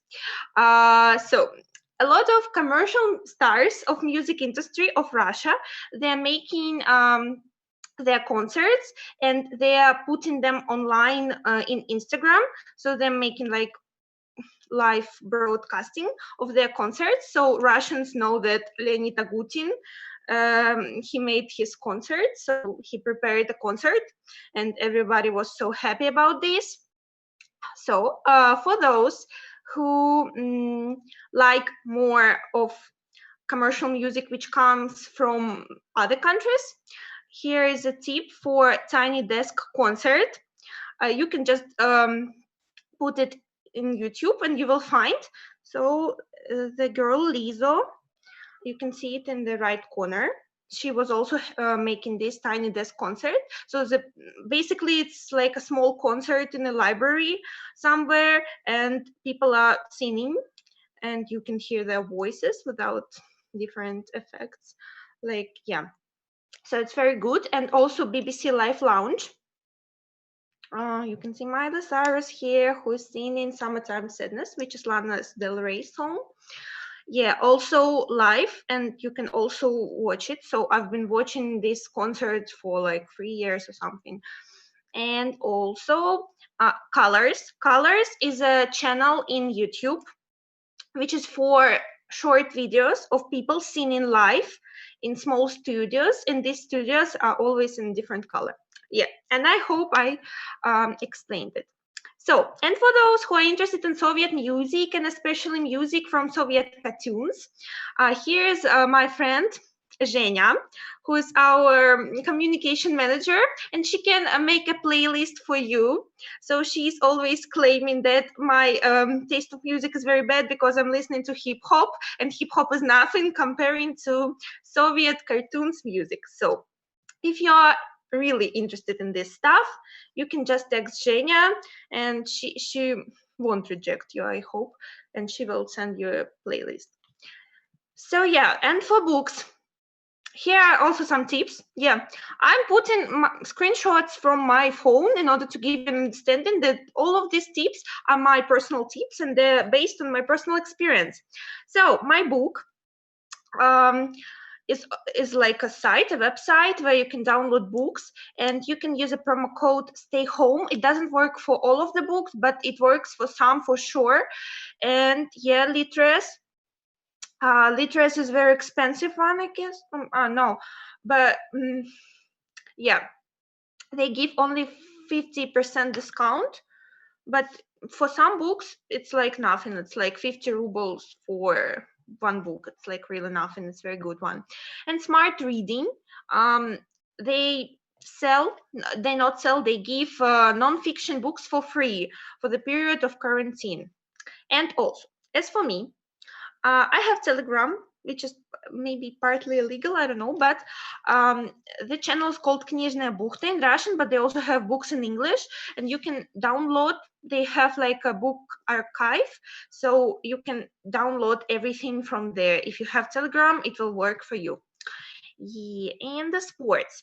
So sports is like our second finger, our second tip, because everyone is eating right now. I'm sure, like I'm living with my mom right now. It means that I'm gaining fat faster and faster, gaining weight. Yeah, fat. So I'm gaining weight faster and faster. And that's why I personally like to do sports. Yeah. And I'm pretty lazy. That's why these advices, which you can see on the screen, they help me a lot. So first, it's Fit Stars. It's like also a site, and you can get free workouts, videos of workouts, and also online workouts. If you put promo code immunitet, it's in Russian, it's like Cyrillic letters, but still, I think you can manage to do it. So second, it's Adidas training by Runtastic. I don't know what, Runtastic. Damn. So yeah, and it's for free for 90 days. And actually, I was also searching for Nike, but Nike, they don't have any free trainings, or maybe they have and I'm dumb and I haven't found them. So Adidas, they're providing you with free trainings for 90 days. And also Lomov Gym is a famous gym in Moscow, and they're making online translation, like online broadcasting of their trainings, of their workouts. So they are doing it in Instagram. So if you follow Lomov Gym, you can train somehow. And also different apps. You can see, like this is a screenshot of OneWeb Leap Fitness Group. This thing is providing you with a lot of apps. I don't know if you can find them in App Store, because I'm using Play Market, because my phone is not iPhone. Yeah, I'm using all of these apps. Actually, maybe I don't. Yeah, thank you. Maybe I don't look like a person who do sports a lot, but I actually try at least. So I spent like at least. Yeah. So the point is that right now Jenny is trying to talk to me, and nobody can hear her, only me. That's why I'm reacting very strange, in a strange way. So yeah, I'm using all of these apps. Yeah. And the last but not least is Training Workout by Cindy Crawford. For those who don't know, Cindy Crawford is a famous model from 90s, and she prepared a big video of her workout. So like the legend tells that if you do such workout, you will be as fit as Cindy Crawford. So at least you can try, and it's pretty easy. When I was like 13 years old, I used to do it every morning. So yeah. And okay, let's move to social networking. So social networking is extremely important, and I think like that all of you read memes and all of you are aware of what is going on in the world, but still, here are my favorite pages of memes in Instagram. You can see them. They're really funny, and they're in English actually. I have a lot in Russian, but it will be a huge list, like enormous one. Also, to stay tuned and not only to read news about lockdown, but also to read news about fashion and movies and stuff. Here are some links, like Dazed and another magazine. They're in English. And for those who speak Russian and who can read Russian, it is The Flow. They write mostly about music, but also about fashion and everything in Russia, and Village Moscow. So yeah, Village Moscow is pretty famous. And I know that a lot of my friends who actually don't speak Russian that well, they still read Village Moscow in order to find out what's going on in Moscow, because it's like, yeah, it's pretty useful. So, and communication. First of all, you can call your friends, because it's impossible to communicate only with your parents or who are you living with. And also download the house party app, which I've heard it is really good one. I personally haven't used it, but I think it is a good one because I've heard a lot of good stuff about it. And also go to COVID Room. COVID Room is a thing that was organized by some Italian students, and it is like a platform where you can communicate online with people, listen to DJs, and listen to even some jazz concerts. Yeah. And also attend current dem meetings. Yes. Yeah, I've managed to read it. So we have, like Kate already told about our usual event, which is called Tandem Meetings. And we also have Tandem Meetings. Yes, it is like Tandem Meetings, but online, and you can also drink beer and stuff. Nobody will stop you. So I guess it's pretty much useful. So, and of course, helping people and charity in order to stay inclusive. So I've told about that 4 advices, that 4 tips, and now this one probably is the most useful one because it is mostly related to social inclusion. So first of all is our CM project. I've told about this before. You can really help us, help ESN in improving the system. And okay, let's move forward. Такие дела. This thing is very, very important.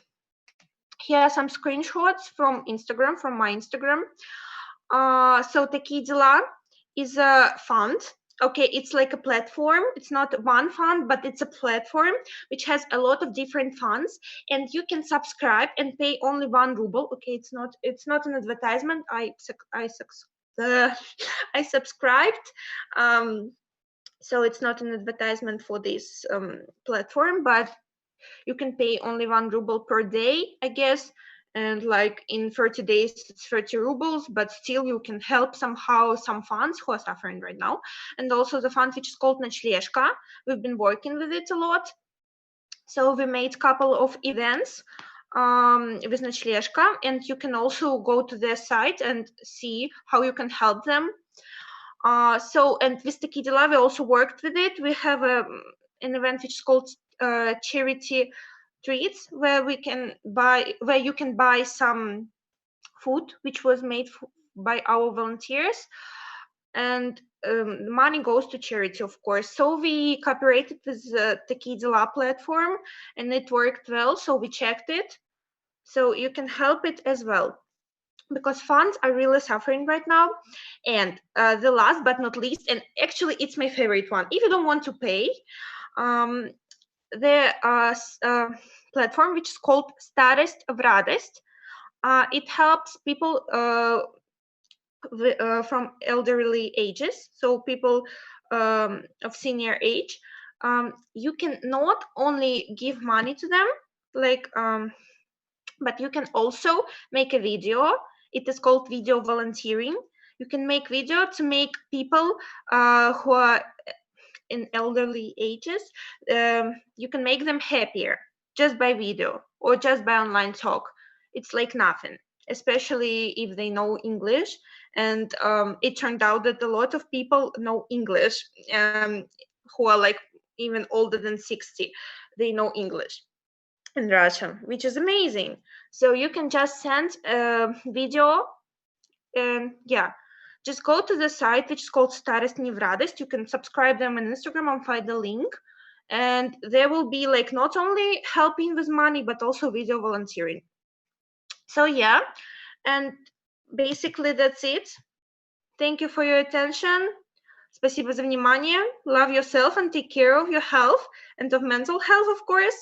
So, and I hope it was at least a little bit interesting for you. So yeah.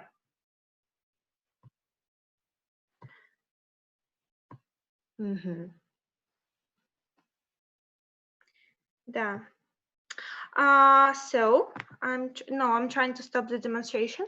Okay, so we are moving to our cultural part, and our amazing girls, Sofia and Lizочка, and other amazing guests. Yeah, will present the next part. But before I'm going for my alcohol drinks, I'm going to say a small toast. So as a social inclusion coordinator of our amazing section, I wish you guys to stay still, not to be anxious, not to get panic attacks. Just have fun and follow my tips. So let's drink for us. Let's drink for ESN. Love you all. And yeah, we're slowly moving to the next part.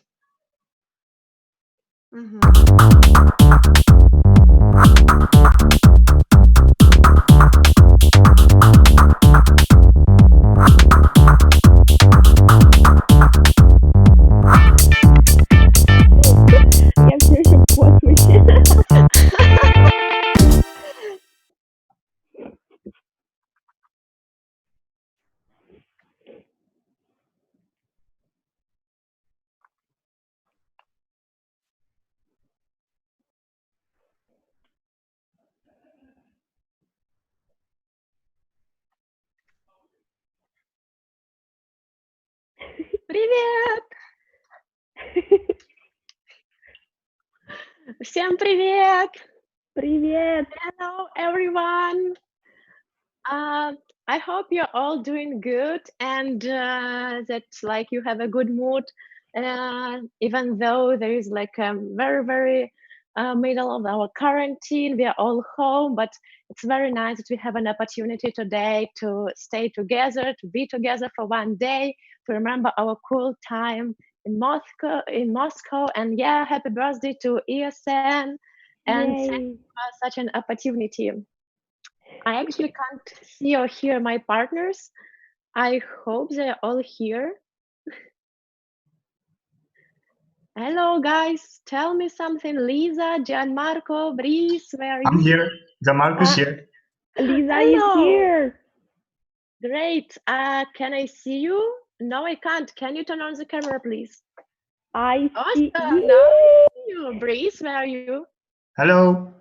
Hey. Yeah.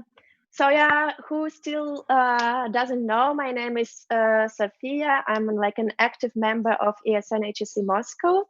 And this is my awesome colleague, Lisa. Lisa. Hi. What are you doing now? I've been in HR and I'm secretary in ESN HSE Moscow. Okay, and with us, our guests today, Brice from Belgium, who was in Moscow for 1.5 years, and he only left this December, actually. Brice. And Gianmarco from Italy. Hello. Hey. He was here in 2018, right? Yes, right. Great.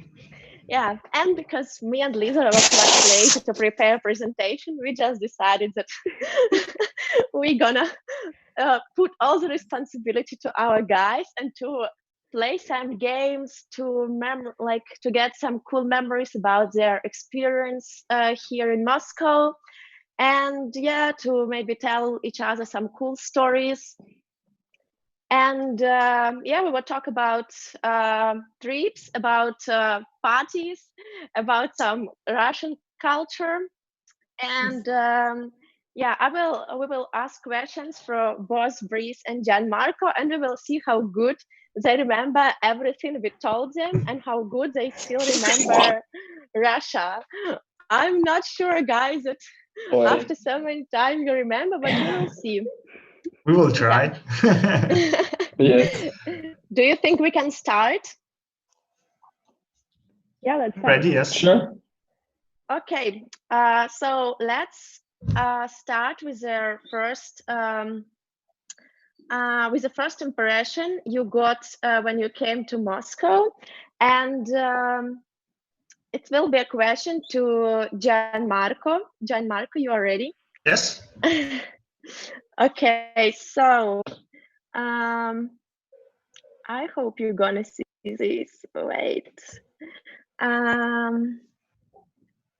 Guys, promise me that you can see. Ooh. Okay, so oh no, I think you too complicated. Wait. Okay, let's do it this way. Very bad that it's not working. Very bad. I'm No problem. very weak in techniques. No, okay, I will just show it here. I hope you can still see it. Can you see my iPad? Yes. Great. Gianmarco, do you recognize the place?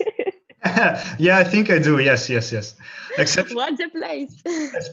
especially just because of the snow, actually. I mean, without the snow, but with the snow, yeah, definitely I know this place. It's So dorm what's 5, the right? place? Dorm 5, my home for 6 months. Okay, great. And do you remember your first impression about this place? What did you think when the taxi or metro brought you there? I actually went there by metro, and I remember very clearly my first impression. It was the 7th of January or something, so very cold outside, and I was so dressed up with all my luggage and coat and everything, and then I got inside and I was like, oh my god, this is hell. Like very hot, super hot. I was sweating, like I couldn't really breathe. So this was my first impression, super hot inside. But except for that, no, actually, I was super excited because I knew that it would be my first day of 6 months in that house, in that building. I mean, and I tried to look at everything, like the ceiling, the roof, the floor, everything, and I was a bit excited and scared in a sense, but super fun in the end. Cool. And can you remember the name of at least 3 babushkas from the dormitory? Oh, okay. I remember I remember the faces. I remember they always wanted to stop our parties. Let me think. Galina for sure. Well, Dora, could it be? No. There was no. the small one. She was Well, a I good. don't know. I just ask you. Okay. But that only means that you should come back and visit them again. Sorry, what? It just means that you should come back and visit them again. Absolutely, yeah. I definitely want to say hi to the guardian at the entrance. Well, I have a very difficult relationships with that one. I know. Okay, so you came, guys, and then it was your first day, and now we want Breeze to share his impressions about this place. I'm not sure you're gonna recognize it, but you can try.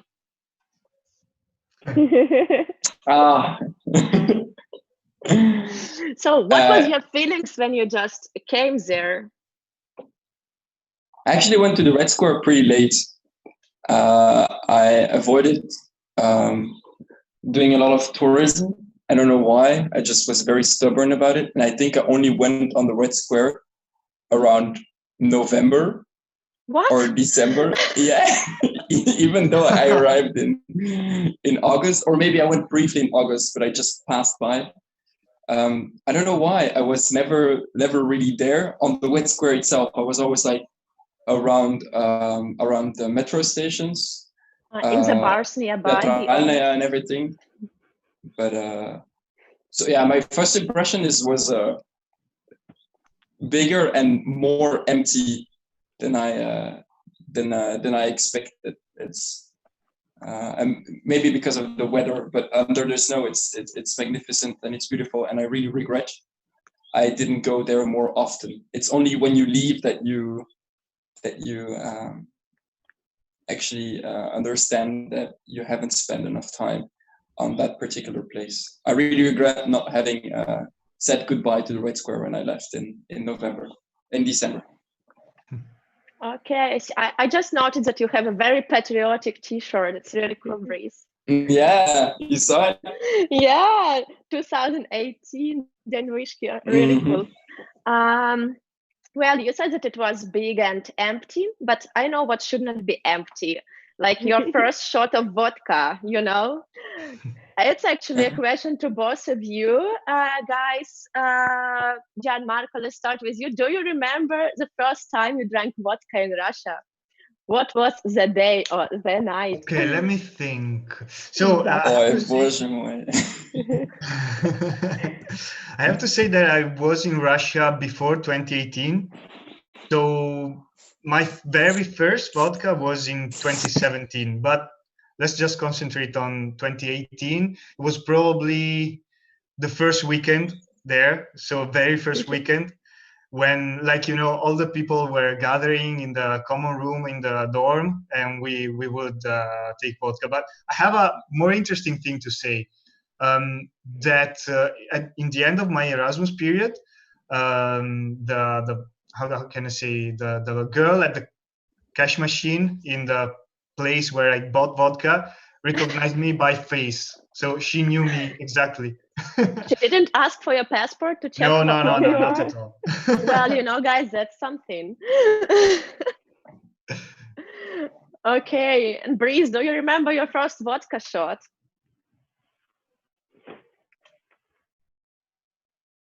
Breeze? He stopped. Ah, we lost Breeze on the way. Okay, maybe he will join us. No, I'm here. You are here. Okay, great. So, do you remember your first I don't know. vodka Maybe shot? the connection is just bad. In Russia or in general? Yes. Here in Russia. I don't really remember in Russia. I think we drank too much to distinguish one from the other. But would definitely be in the dorm somewhere, I think. Do you hear me? I think the connection is very bad. Yeah, we hear you perfectly. Okay. Okay, well, our listeners will now think that we are only drinking here in ESN. So let's stop alcoholic talks and let's move to our one, maybe like at least my favorite part, to trips and to traveling. And Lisa, do you wanna ask guys questions about traveling? Yeah, like 1 second. I have to find them. Okay, so as we all know, we traveled a lot. And can you like name any cities we've traveled to? Yes. Can I start? Yeah, sure. So I went with you to St. Petersburg, and was the first trip I did. And then to, what was the name? The super rainy city was like May or June. Again, St. Petersburg? Sorry? Yaroslav, I think. Again, St. Petersburg, super rainy city. No. Another trip. It was not far from Moscow. It was Yaroslav. I remember. Yes. I think I just made those two trips because I didn't come to Kazan. Too bad. And that's it, I think. Yeah. Okay. Guys, can you think about the total, like we are 4 years old now, ESN. How do you think many kilometers in total did we pass by train with ESN trips?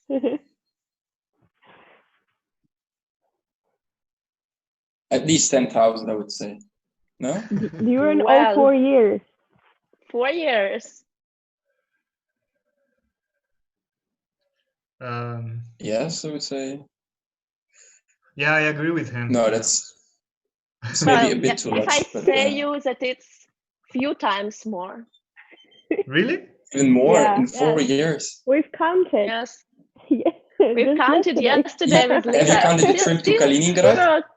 Getting ready. Yeah, actually, did we count, Lisa? Maybe I'm mistaken. Like, let's say, how many kilometers in general did we Not only in a train, yeah, but also Train trips and to plane. Murmansk and Kaliningrad. I have no idea. Mattia is typing like 40,000. Well, 40,000, Mattia that's- is close.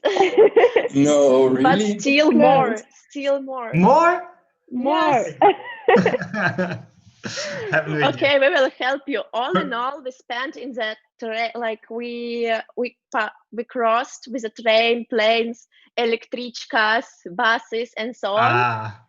More than 47,000 kilometers. Wow. Well, and I think that like that's 3/4 of it me passed with an ESN as well. Well, okay. But now the question is definitely about the trains.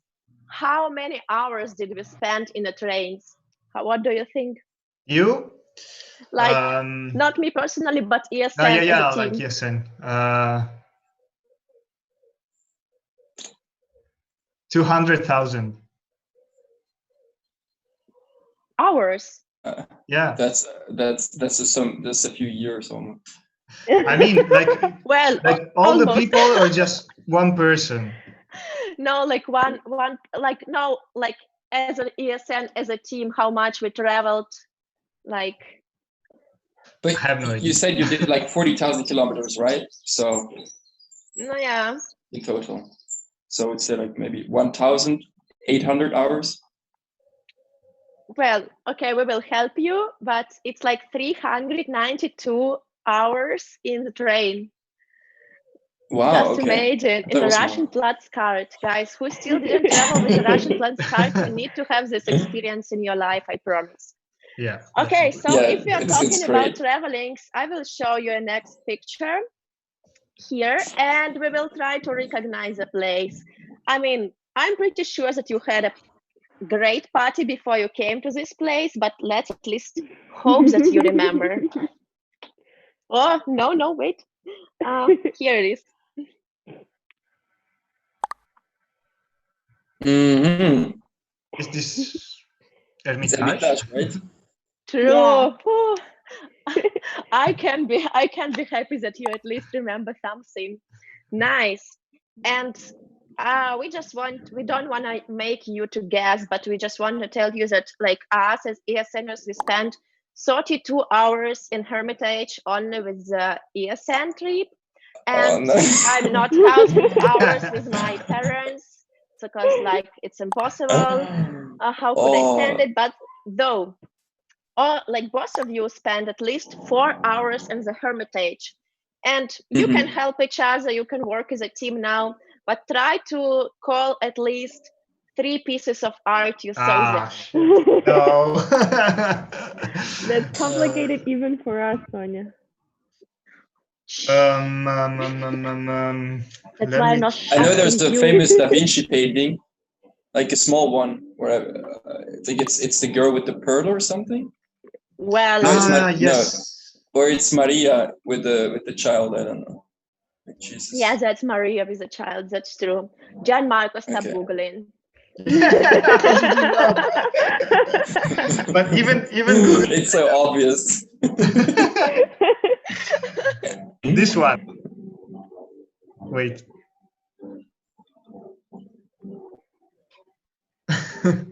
No, I can't remember actually. Well, that's actually true. That's Matisse, and that's in the Hermitage. We are not visiting this part of the Hermitage usually with okay. students, but it's also Hermitage. Great. It's actually better than the old Hermitage, in my opinion. Well, I agree with you. Please don't throw stones into me, like everyone who doesn't like modern art, but yeah. I also like it more. Yeah, well, that's one more maybe. One more. I don't remember the words. I just know this legend of the cats of the museum. Can you tell it? Yeah, like simply like there are cats in the how's it called the roof underneath the street. Mm-hmm. And they were there for killing mice, and then one day per year they are like unleashed and they can walk like in the museum with the tourists. I don't know if it's true actually. Well, that's actually true. That's true. Yeah, guys, great job, I would say. And actually, to say something else about Hermitage, iPhone just like as a part of the advertising campaign created an like ad where they, I can even call it a movie, when they are walking with an iPhone and doing an excursion around the Hermitage for like 5 hours. It's pretty impressive. So everyone who is interested in art, you can Google it. It's a pretty cool one. But we are moving further, and I know that Gianmarco, you didn't go with us to Kazan, but we will like at least maybe your friends were good enough and nice enough to bring you this souvenir. Brice, you should know what it is for sure. Do you remember the name of this thing? Yummy. Cha-cha-cha, something like that. Yeah, it's like the Chupuchkipa or something. Well, cha-cha-cha is a dance, I guess. Yeah, probably. Well, Brice, you called some your national Belgium dish also. But this tasty pieces of dough is called chak-chak. Chak-chak. Yeah, and we just show it to remind you a bit of Qatar culture. We were close. Yeah, you were pretty close. Yeah. And yeah, actually, Brice, do you remember like just some historical question? Who conquered Kazan and which century? Van Grozny in the 16th century or 17th. Well, that's impressive. Yeah, very much. Students are better educated in Russian history than I am. Well, and Gianmarco, like we are coming to the end of semester, and this question is for you. I know that you've been this year. Do you recognize the street? Yes, just let me recall the name.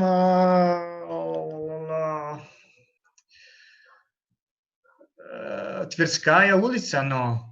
No, it is a small street which is leading to the Kremlin from Lubyanskaya Square. Can you please help Gianmarco? Is it in the Kremlin? Which is leading from Lubyanka to the Kremlin, to the Red Square. Nikolskaya ulica. No. And that was like a fan center for the World Cup. Yes. Yeah.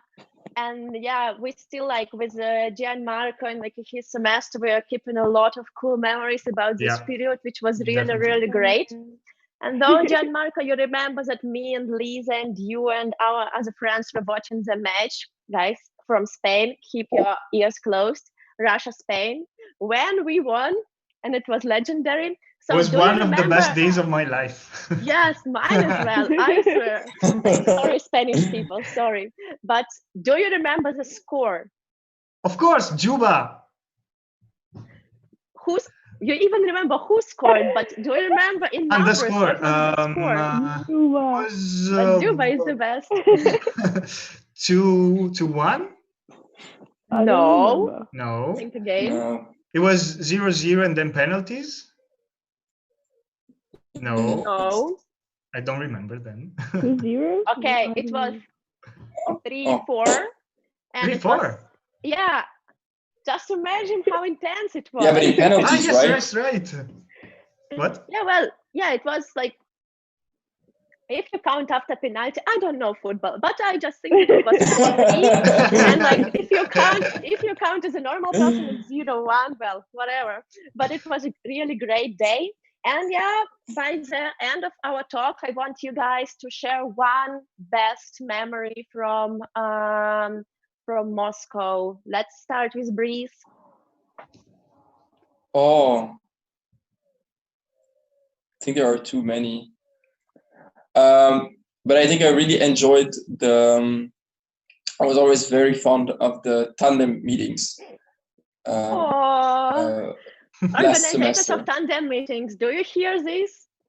Yes, I really found them very enjoyable. I don't know why I didn't go there in my first year, maybe I was too proud. But in the last semester, I won a lot and was really great. There was a very good vibe and in a pretty great bar. And or maybe the parties at Google, though, also a lot of fun always. I think. Nice. Parties at Google. Okay, well, by the way, still miss us, I brief think. brief question to you. You've been at the Back to USSR party, right? I have 2 times. Yeah. 2 times, great. Maybe you can tell us approximately for the 4 years of ESN, how much vodka did we drink in the Back to USSR party? How many liters? Nice, interesting that question.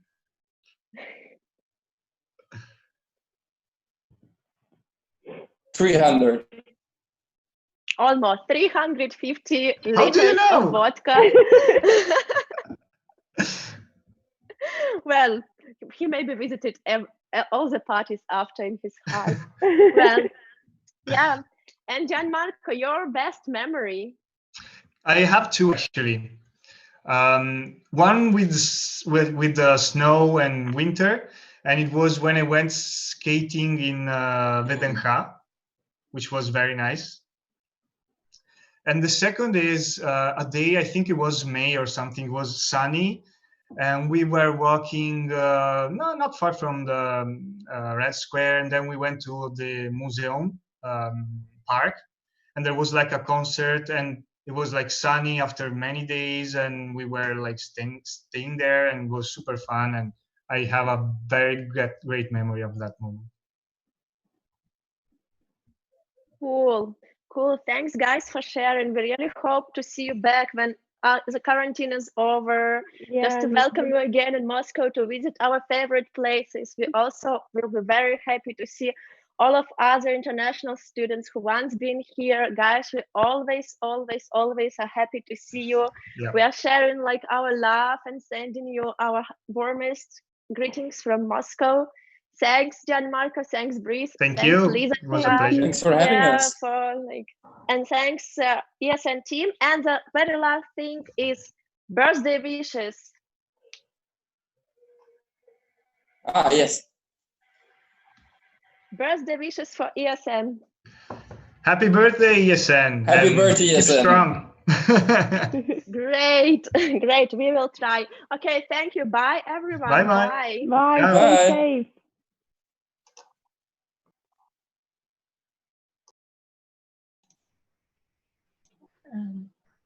Hello from the control room. We're gonna have a small break till 4:40. Come back. We'll be back soon.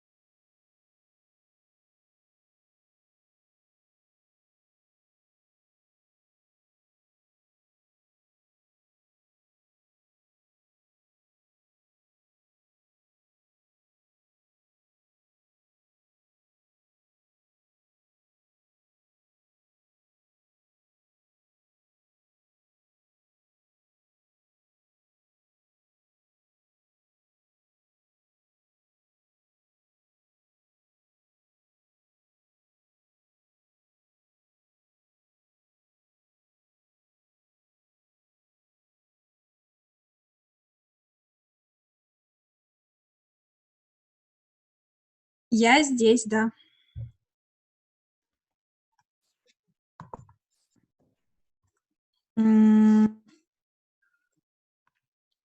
Так, секунду. Так ты его остановила и ограничила, видимо. Да, написано, вы не можете включить видео, поскольку организатор остановил.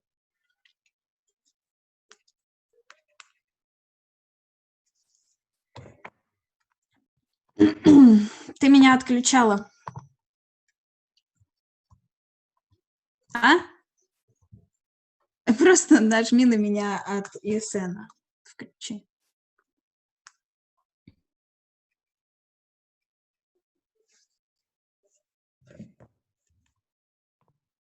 Да, он в автобусе, он через 5 минут подключится.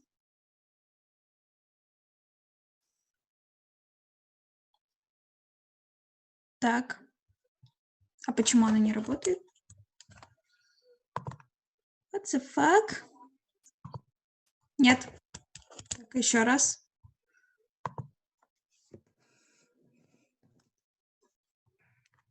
Странно.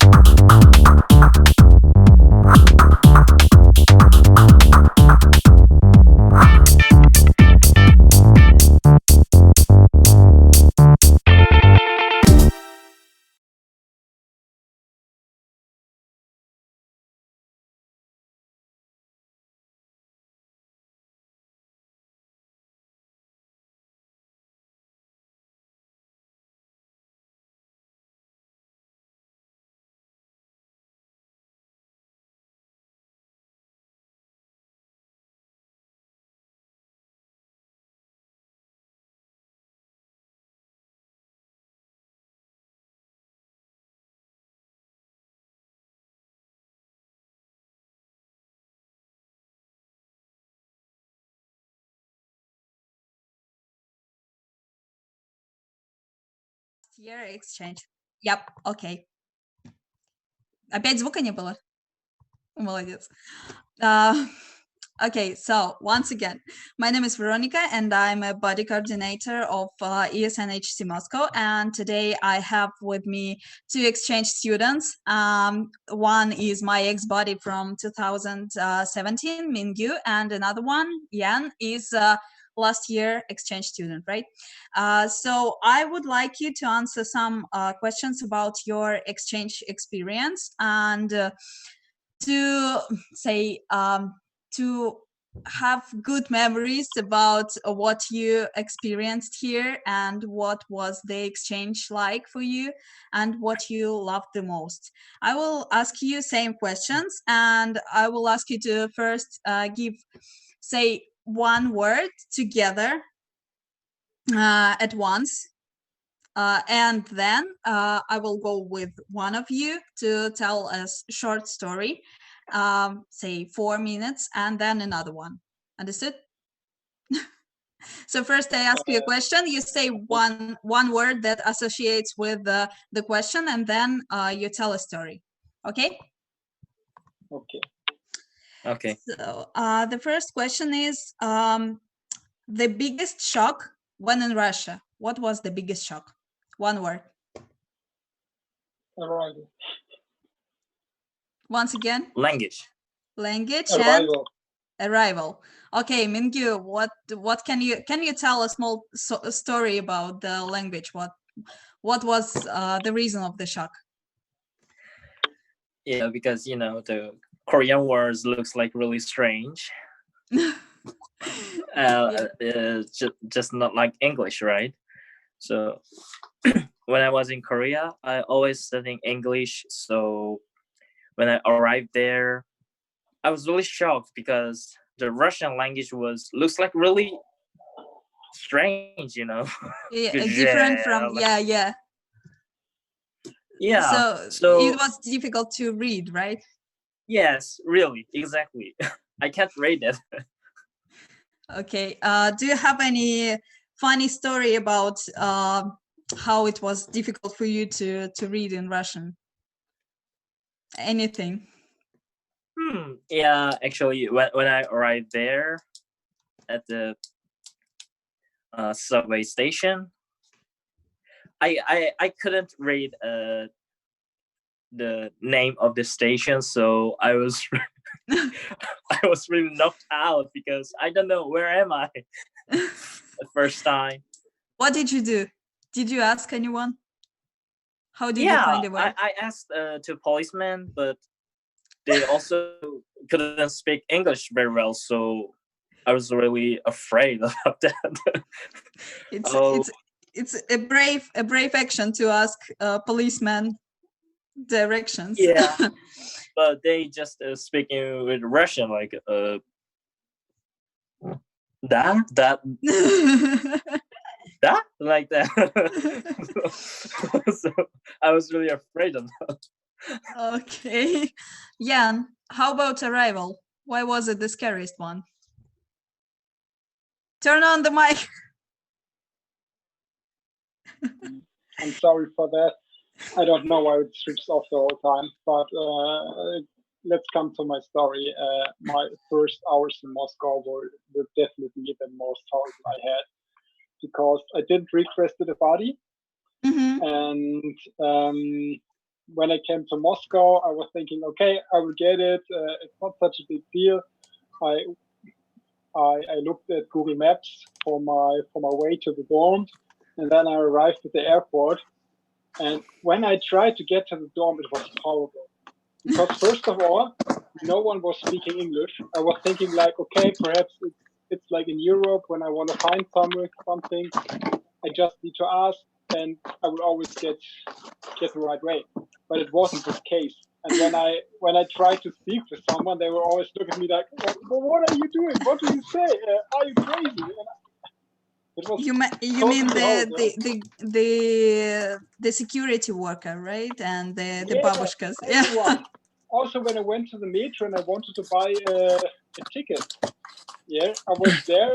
I wanted to order a normal ticket, and they looked at me like, "What do you want?" And yeah, I was lucky because the woman next to me was able to speak English, and so she told the ticket seller what I needed, and so at least I could get a metro ticket. But it got worse and worse with every step I did. And then I didn't get to the dorm directly per metro, but somehow I get there by bus. And when I arrived there, everywhere were constructions. And first I was thinking like, what the fuck, how should I get to this dorm? Because here everywhere constructions. And then I just realized that in Russia you can just go directly over a construction. And I had to speak suit, and yeah, it was horrible because I couldn't roll it on the ground. And when I arrived at the dorm, at the beginning I didn't knew that there were 4 or 5 dorms with the same number, and they had another number. Is it like that? So yeah, you didn't know that they are different, or they all have different numbers? The address. The address. So I don't know what was the dorm number of a dorm, but I think it was something like 26 spot 5 or slash okay. 5. Yeah. So you didn't know that they have slash numbers. That's right. And so when I first arrived in the dorm, it was not my dorm. And I got into the dorm and I said, "Hello, I'm the student from Germany for the exchange program." And first of all, no one was speaking German here, so what the fuck. And then I gave him my passport. Everyone looked back; they don't know anything. And I was thinking, that what the fuck, what I do here? It was not the dorm, right? It was another building. No, it was not the right dorm. It was I would say 5 blocks away. And then I was speaking to the babushka in the dorm, and she couldn't understand anything. And after a few minutes, she called a guy who was able to speak German, and he translated everything. And he told me, "Yeah, we are a dorm, but normally the guys for HSE are in the first block, not in the 5th. And I can bring you to this place." And then he brought me to this place, and everything was fine. Yeah. Oh, so you were in the dorm in Dubki, or what? What? Dorm for Studentskaya. Oh, okay. Well, that's kind of, yeah, a big shock for the first day in Moscow. Absolutely. Okay, I'll go with the second question, and I need you to say one word first. Any funny mistake you made because of the culture difference? Just a few words first. I need some time to think about this. Okay. Me too. Okay. I have to think about it.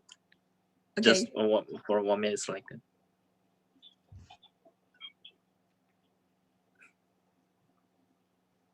I would say I did an exchange to Korea after my first year at the university, and the funniest thing was that I bowed to everyone like this, like 90 like this. Everyone, like my friends, I will like, okay, hello. I understand. You mean not just hi like that? Yeah. Like I was bow. scared to just say hi, and I was like, oh, hello. Yes, we call that like a bow, like yeah each other. I think that's the most stupid thing I did. So how about you? Me. Anyone? All right, actually, the cultural difference, what I have to say.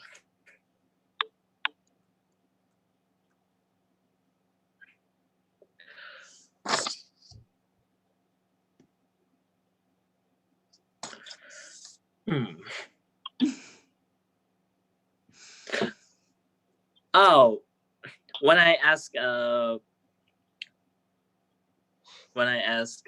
about the road, the about like a map. For example, I want to go to the Red Square, but I don't know how to go. And when I ask to someone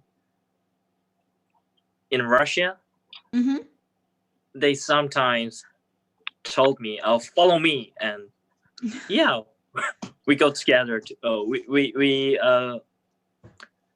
arrived at Red Square together, sometimes. So I was really shocked. Really?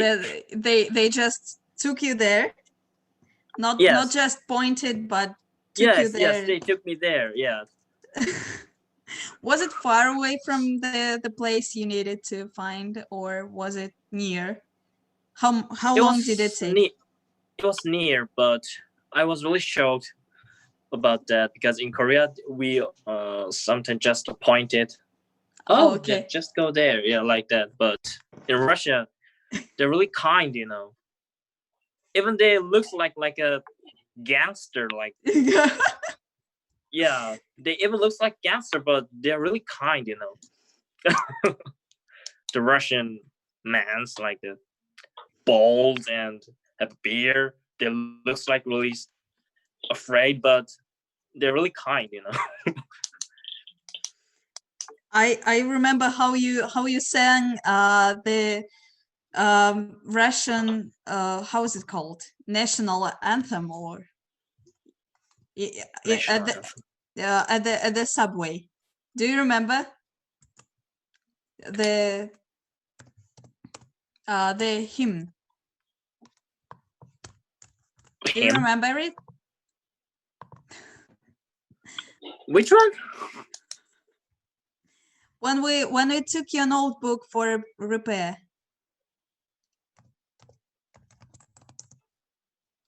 No?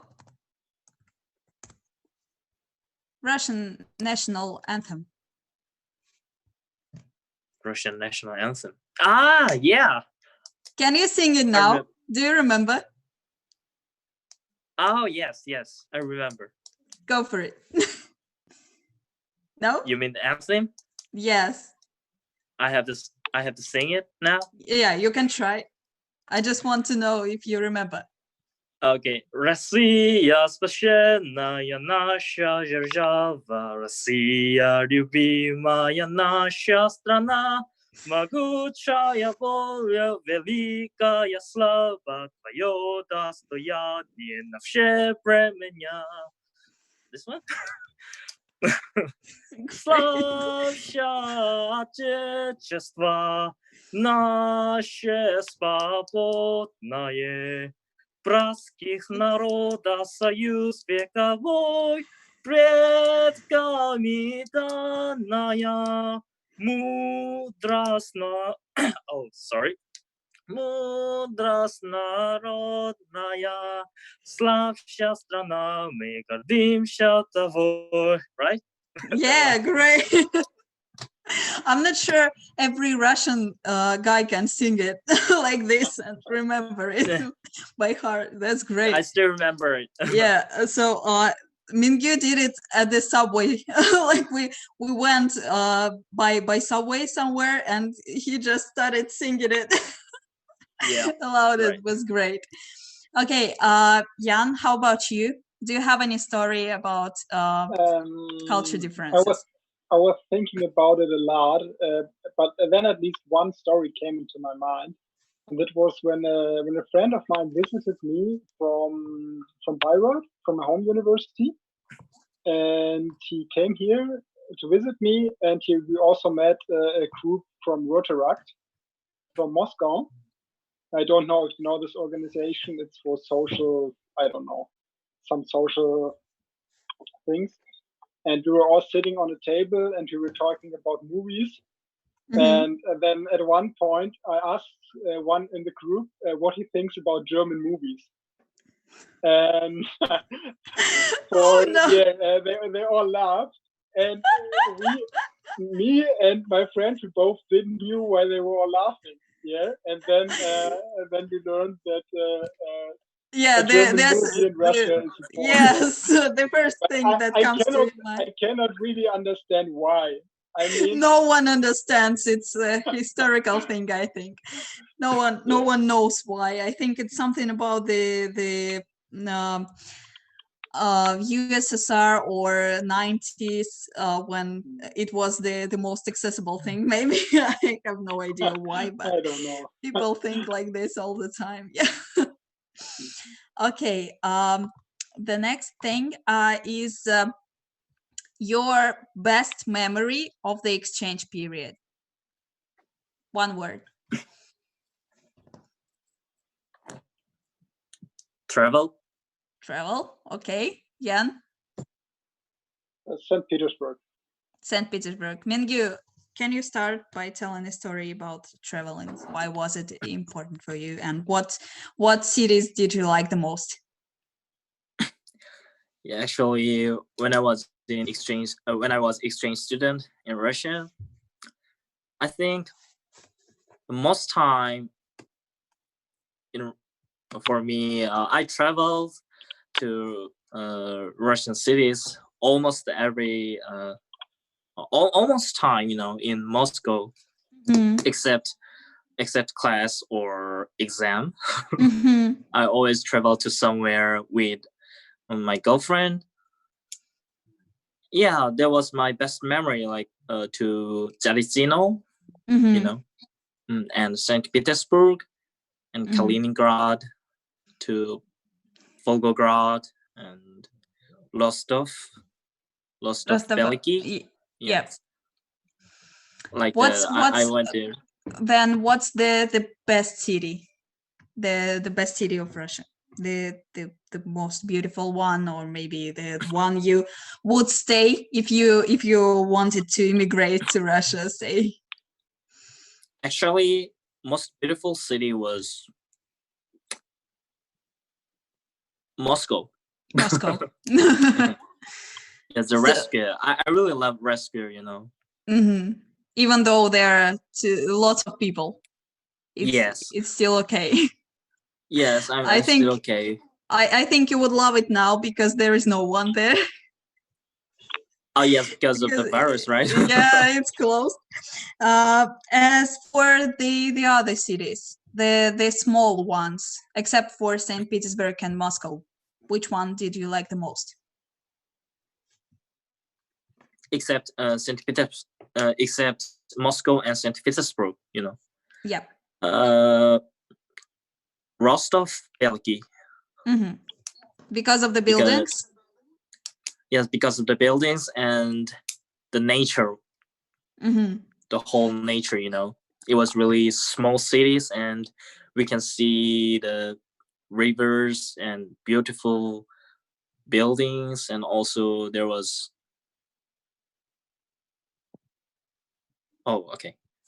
and there was a really small city, so not much people in there, not many people in there. So I think I remember that Young Hyun has been to Sergiev Posad twice or thrice, right? Yeah. Yep.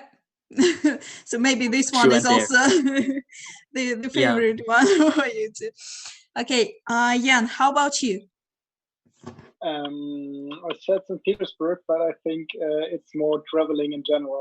So as you said before, but in my opinion, most or St. Petersburg was the best trip, because we had a nice group and there was so much to see. I mean, in my opinion, Moscow, especially in the middle, is the more beautiful city. But some buildings in St. Petersburg are really impressive. Okay, so you like the architecture, right? Yeah, the buildings. Absolutely. On the last day, I went by myself to Peterhof, and I liked the Golden Fountains and the Eremitage, and yeah, it's really impressive. Was it when you created a group and went there, like 5 of you or something? Or were you alone? To be honest, some wanted to join me to go to Pinerhof, but in the end, I did it by myself. Okay. And the last question is about Moscow and St. Petersburg. I just wanted to ask you which one you would pick as the best, Moscow or St. Petersburg? Absolutely Moscow. Moscow. Mingyu? Me either. Okay. Why? Let's start with Jan and then Mingyu. Jan, why Moscow? You just said that you love St. Petersburg trip. Yeah, Why Moscow? Yeah, that's right. But in Moscow, I like the infrastructure. I like how central it is, and I really love the environment around the Red Square. So I would say St. Petersburg is beautiful, but when you're sitting in Moscow at the Red Square, I mean it's such a beautiful view, and you see there this red wall with pine trees before it.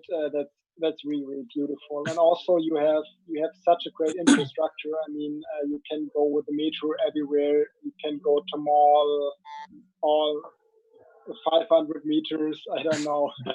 It's I would say you have everything. And for me, St. Petersburg is not so. So I didn't have the feeling that it's so organized as Moscow, but perhaps I'm wrong. I don't know. Maybe, yep. I when I talked to Dylan, do you remember Dylan from Italy? Yeah. He was in the same exchange season. He said that the reason why foreigners love Moscow more is because St. Petersburg is so alike with other European cities that you just don't feel this culture, Russian culture, and Moscow is a bit more Eastern in their style. I wouldn't see it this way. I would say both cities are really European. And, both are European. Even though we have churches all over the place in Moscow. I mean when you compare it all with wait, I just forgot the name of the city. The ESN Sofia to what's it called? Oh, fuck, I forgot the name of the city.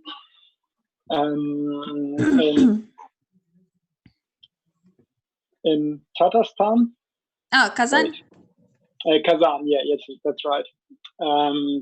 I mean, when you look at Kazan, you can see a totally different culture. But I mean, in Moscow, I mean, the biggest difference, in my opinion, to bigger European cities is just that it's much bigger.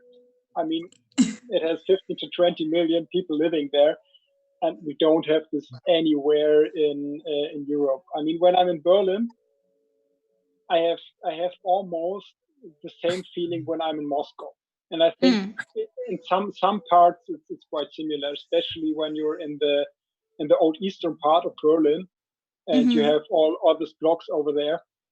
And in some ways, it's quite similar to Moscow. Okay. Mingyu, why did you pick Moscow instead of St. Petersburg? Because St. Petersburg's system was always planned for tourists because of the tour city. So when I was in there, I felt the city was just changed like for tourists, to the tourists thinks, wow, it's beautiful, so they planned everything for tourists. Or what? Not a place to live, right? Yes, not a place to live, yeah, because of the many tourists, It's really famous than Moscow, right? So that's why I picked Moscow instead of St. Petersburg. And You remember the Christmas, at Rescue. There was many things in there, like we can play this like a skate, and also many foods like a cake and shashlik and turkeys like that. Yeah, I really loved it, because it's all about the food. I understand it now. Yeah, the Moscow is better than St. Petersburg to live,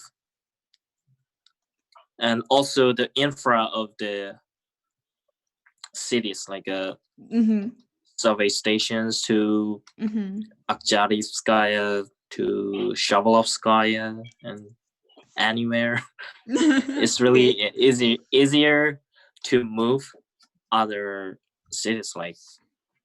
But that's why I picked Moscow. The bad thing is that as long as St. Petersburg is much smaller, like 2 or 3 times smaller, it's less people there, and everything is faster. So you can come from place A to place B rather faster. So you can wake up not that early, and you can spend some time with your friends. So I think I wouldn't agree. I would think of St. Petersburg maybe, but the weather is not that good there. Yes, weather also. Yep. So now we have some time for Q&A section. Maybe anyone has questions for you. Questions? Yeah, in the chat. Everyone applauses to Mingyu for the anthem, for the song. Yeah. Okay, Kate wants the story of Jan, how they got kicked out from the dorm number 4,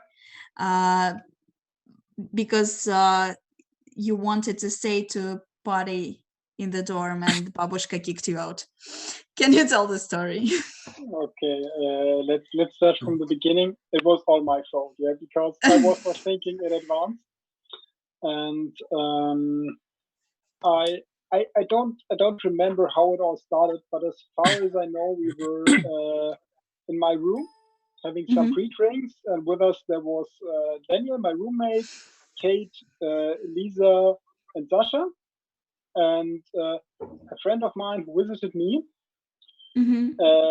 was coming a minute before or 5 minutes before 10, so before dorm closed. And I was at this point I didn't get that normally it's such a big problem. And so I went out. I told the security, hey, that's my friend. She wants to come in. And at this point, he told me, oh yeah, but you have to leave in 5 minutes again. Do you really want to come in? And I said, yeah, okay, let him in. It's fine. And he came up to us, and already 2 minutes before 10 o'clock, the babushka called me and said, oh yeah, where's your friend? He has to leave the dorm now. And at this moment, we still had a lot of drinks there in our room. So Kate, Sasha, and Simon and Daniel left our room, and they went to the kitchen, a floor down, and together with Clement. And when the babushka came upstairs, I told her, yeah, my friend already wanted to leave, but after 5 minutes she got really, really angry and said, yeah, you will all get problems, whatever. And then I took Clement and brought him down. And at the same time, Kate, correct me if I say something wrong. She realized that Kate, Sasha, and Lisa are also still in the dorm, and then she tried to find them, and in the end, she found them with all the drinks. And but as far as I know, she said, okay, you have to go out. She was not so amused about all the drinks, but we could take out anything and take free drinks on the street.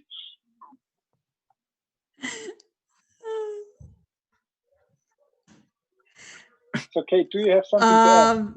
Kate said we also left drinks on the kitchen, and Babushka took these drinks, and then girls went to Babushka to ask for the drinks.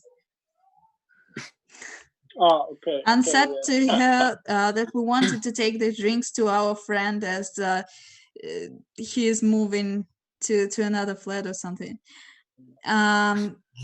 The other question for you two is, what's your favorite Russian dish? My favorite Russian dish. You both.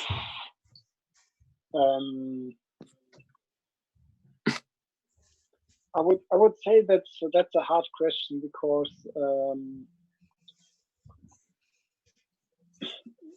I would say pelmeni because it's I would say the most common Russian dish, and I really like it. But I think it's a better question to ask me for my favorite Russian restaurant, and okay. I would say it's Lavka and White Rabbit because these are two really good restaurants where you can get really high quality for not such a high price. Okay, guys, write it down. The recommendation from Jan. best cafes. Yeah. I think the kitchen there is in one way or the other a bit Russian, but yeah, I mean it's hard when you look for traditional Russian dish to see their big differences. Mm-hmm. Okay. And I also like these what's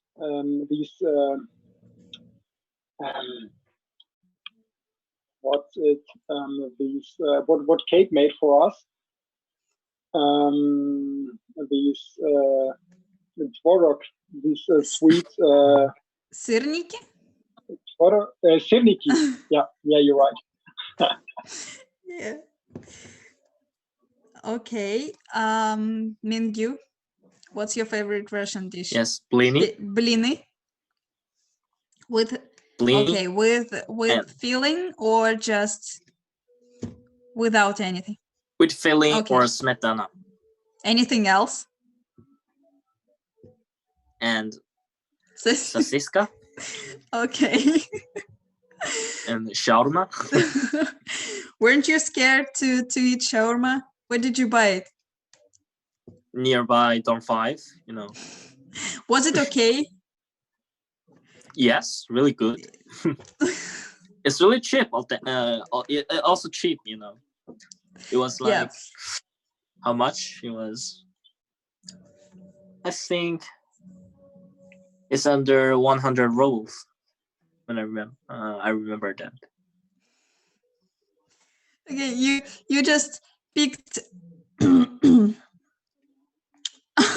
Matya says, "Oh my God, that Uzbek guy who makes shawarma next to door number 5." Yeah, that's not a traditional food of Russia, but I ate it in Russia, so that's why I pick it up. You just picked the easiest dishes that you can buy in fast food or something. Yep. And what? Shashlik. Shashlik. Okay. But when I can add something to shawarma, in Moscow, sometimes you have really great shawarma. So I and Daniel one day we went to Banya, and on our way back, we found I don't know, somewhere in the nowhere we found a shawarma place next to a supermarket. There were 10 men standing. We were thinking, like, wow, we should go there because when there's so many people, it must be good.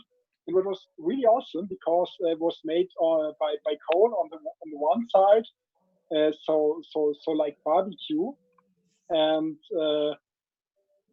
they had beef, and it was with also pineapple pieces, and it was so delicious. I've never had such a good shawarma for 100. Pineapple in shawarma. Yeah. In the beginning, I was thinking like, okay, some kind of special, but it was so good. Wow. It looks like Russians put pineapple everywhere in pizza and in shawarma. Italians are triggered with our pizzas because of the pineapple. So funny. How did you talk to the guy, to the shawarma man when you bought it? Did he talk in English, or did you try Russian? So to be honest, after the first, so I already had introduced the course in Russia in Russian language before I went to Russia. So to order something was not such a big problem. So sometimes it was a bit hard if people ask more difficult questions, like do you want your shawarma with chili or not? And when you don't know the word for chili or some spicy sauce, you think like, what does he want? But normally you can get to a conclusion. And when my roommate Daniel was with me, it was never a problem because his parents were from Russia, and so he could speak with everyone without any problems. Okay. Another question from Kate. What's your favorite club or bar? In Moscow? Yeah. Absolutely Icon or Ravisnitz. I'm not sure if I got the name right. Ravisnitz, Ровесник. Yep. Ravisnitz. Yeah, you're right. I think what I really liked about Icon is that you have so much space there and everything is really well organized. And also compared to German high class clubs, it's really cheap. And also you have, I would say, a great performance. Sometimes you have some live bands, and it's made really good.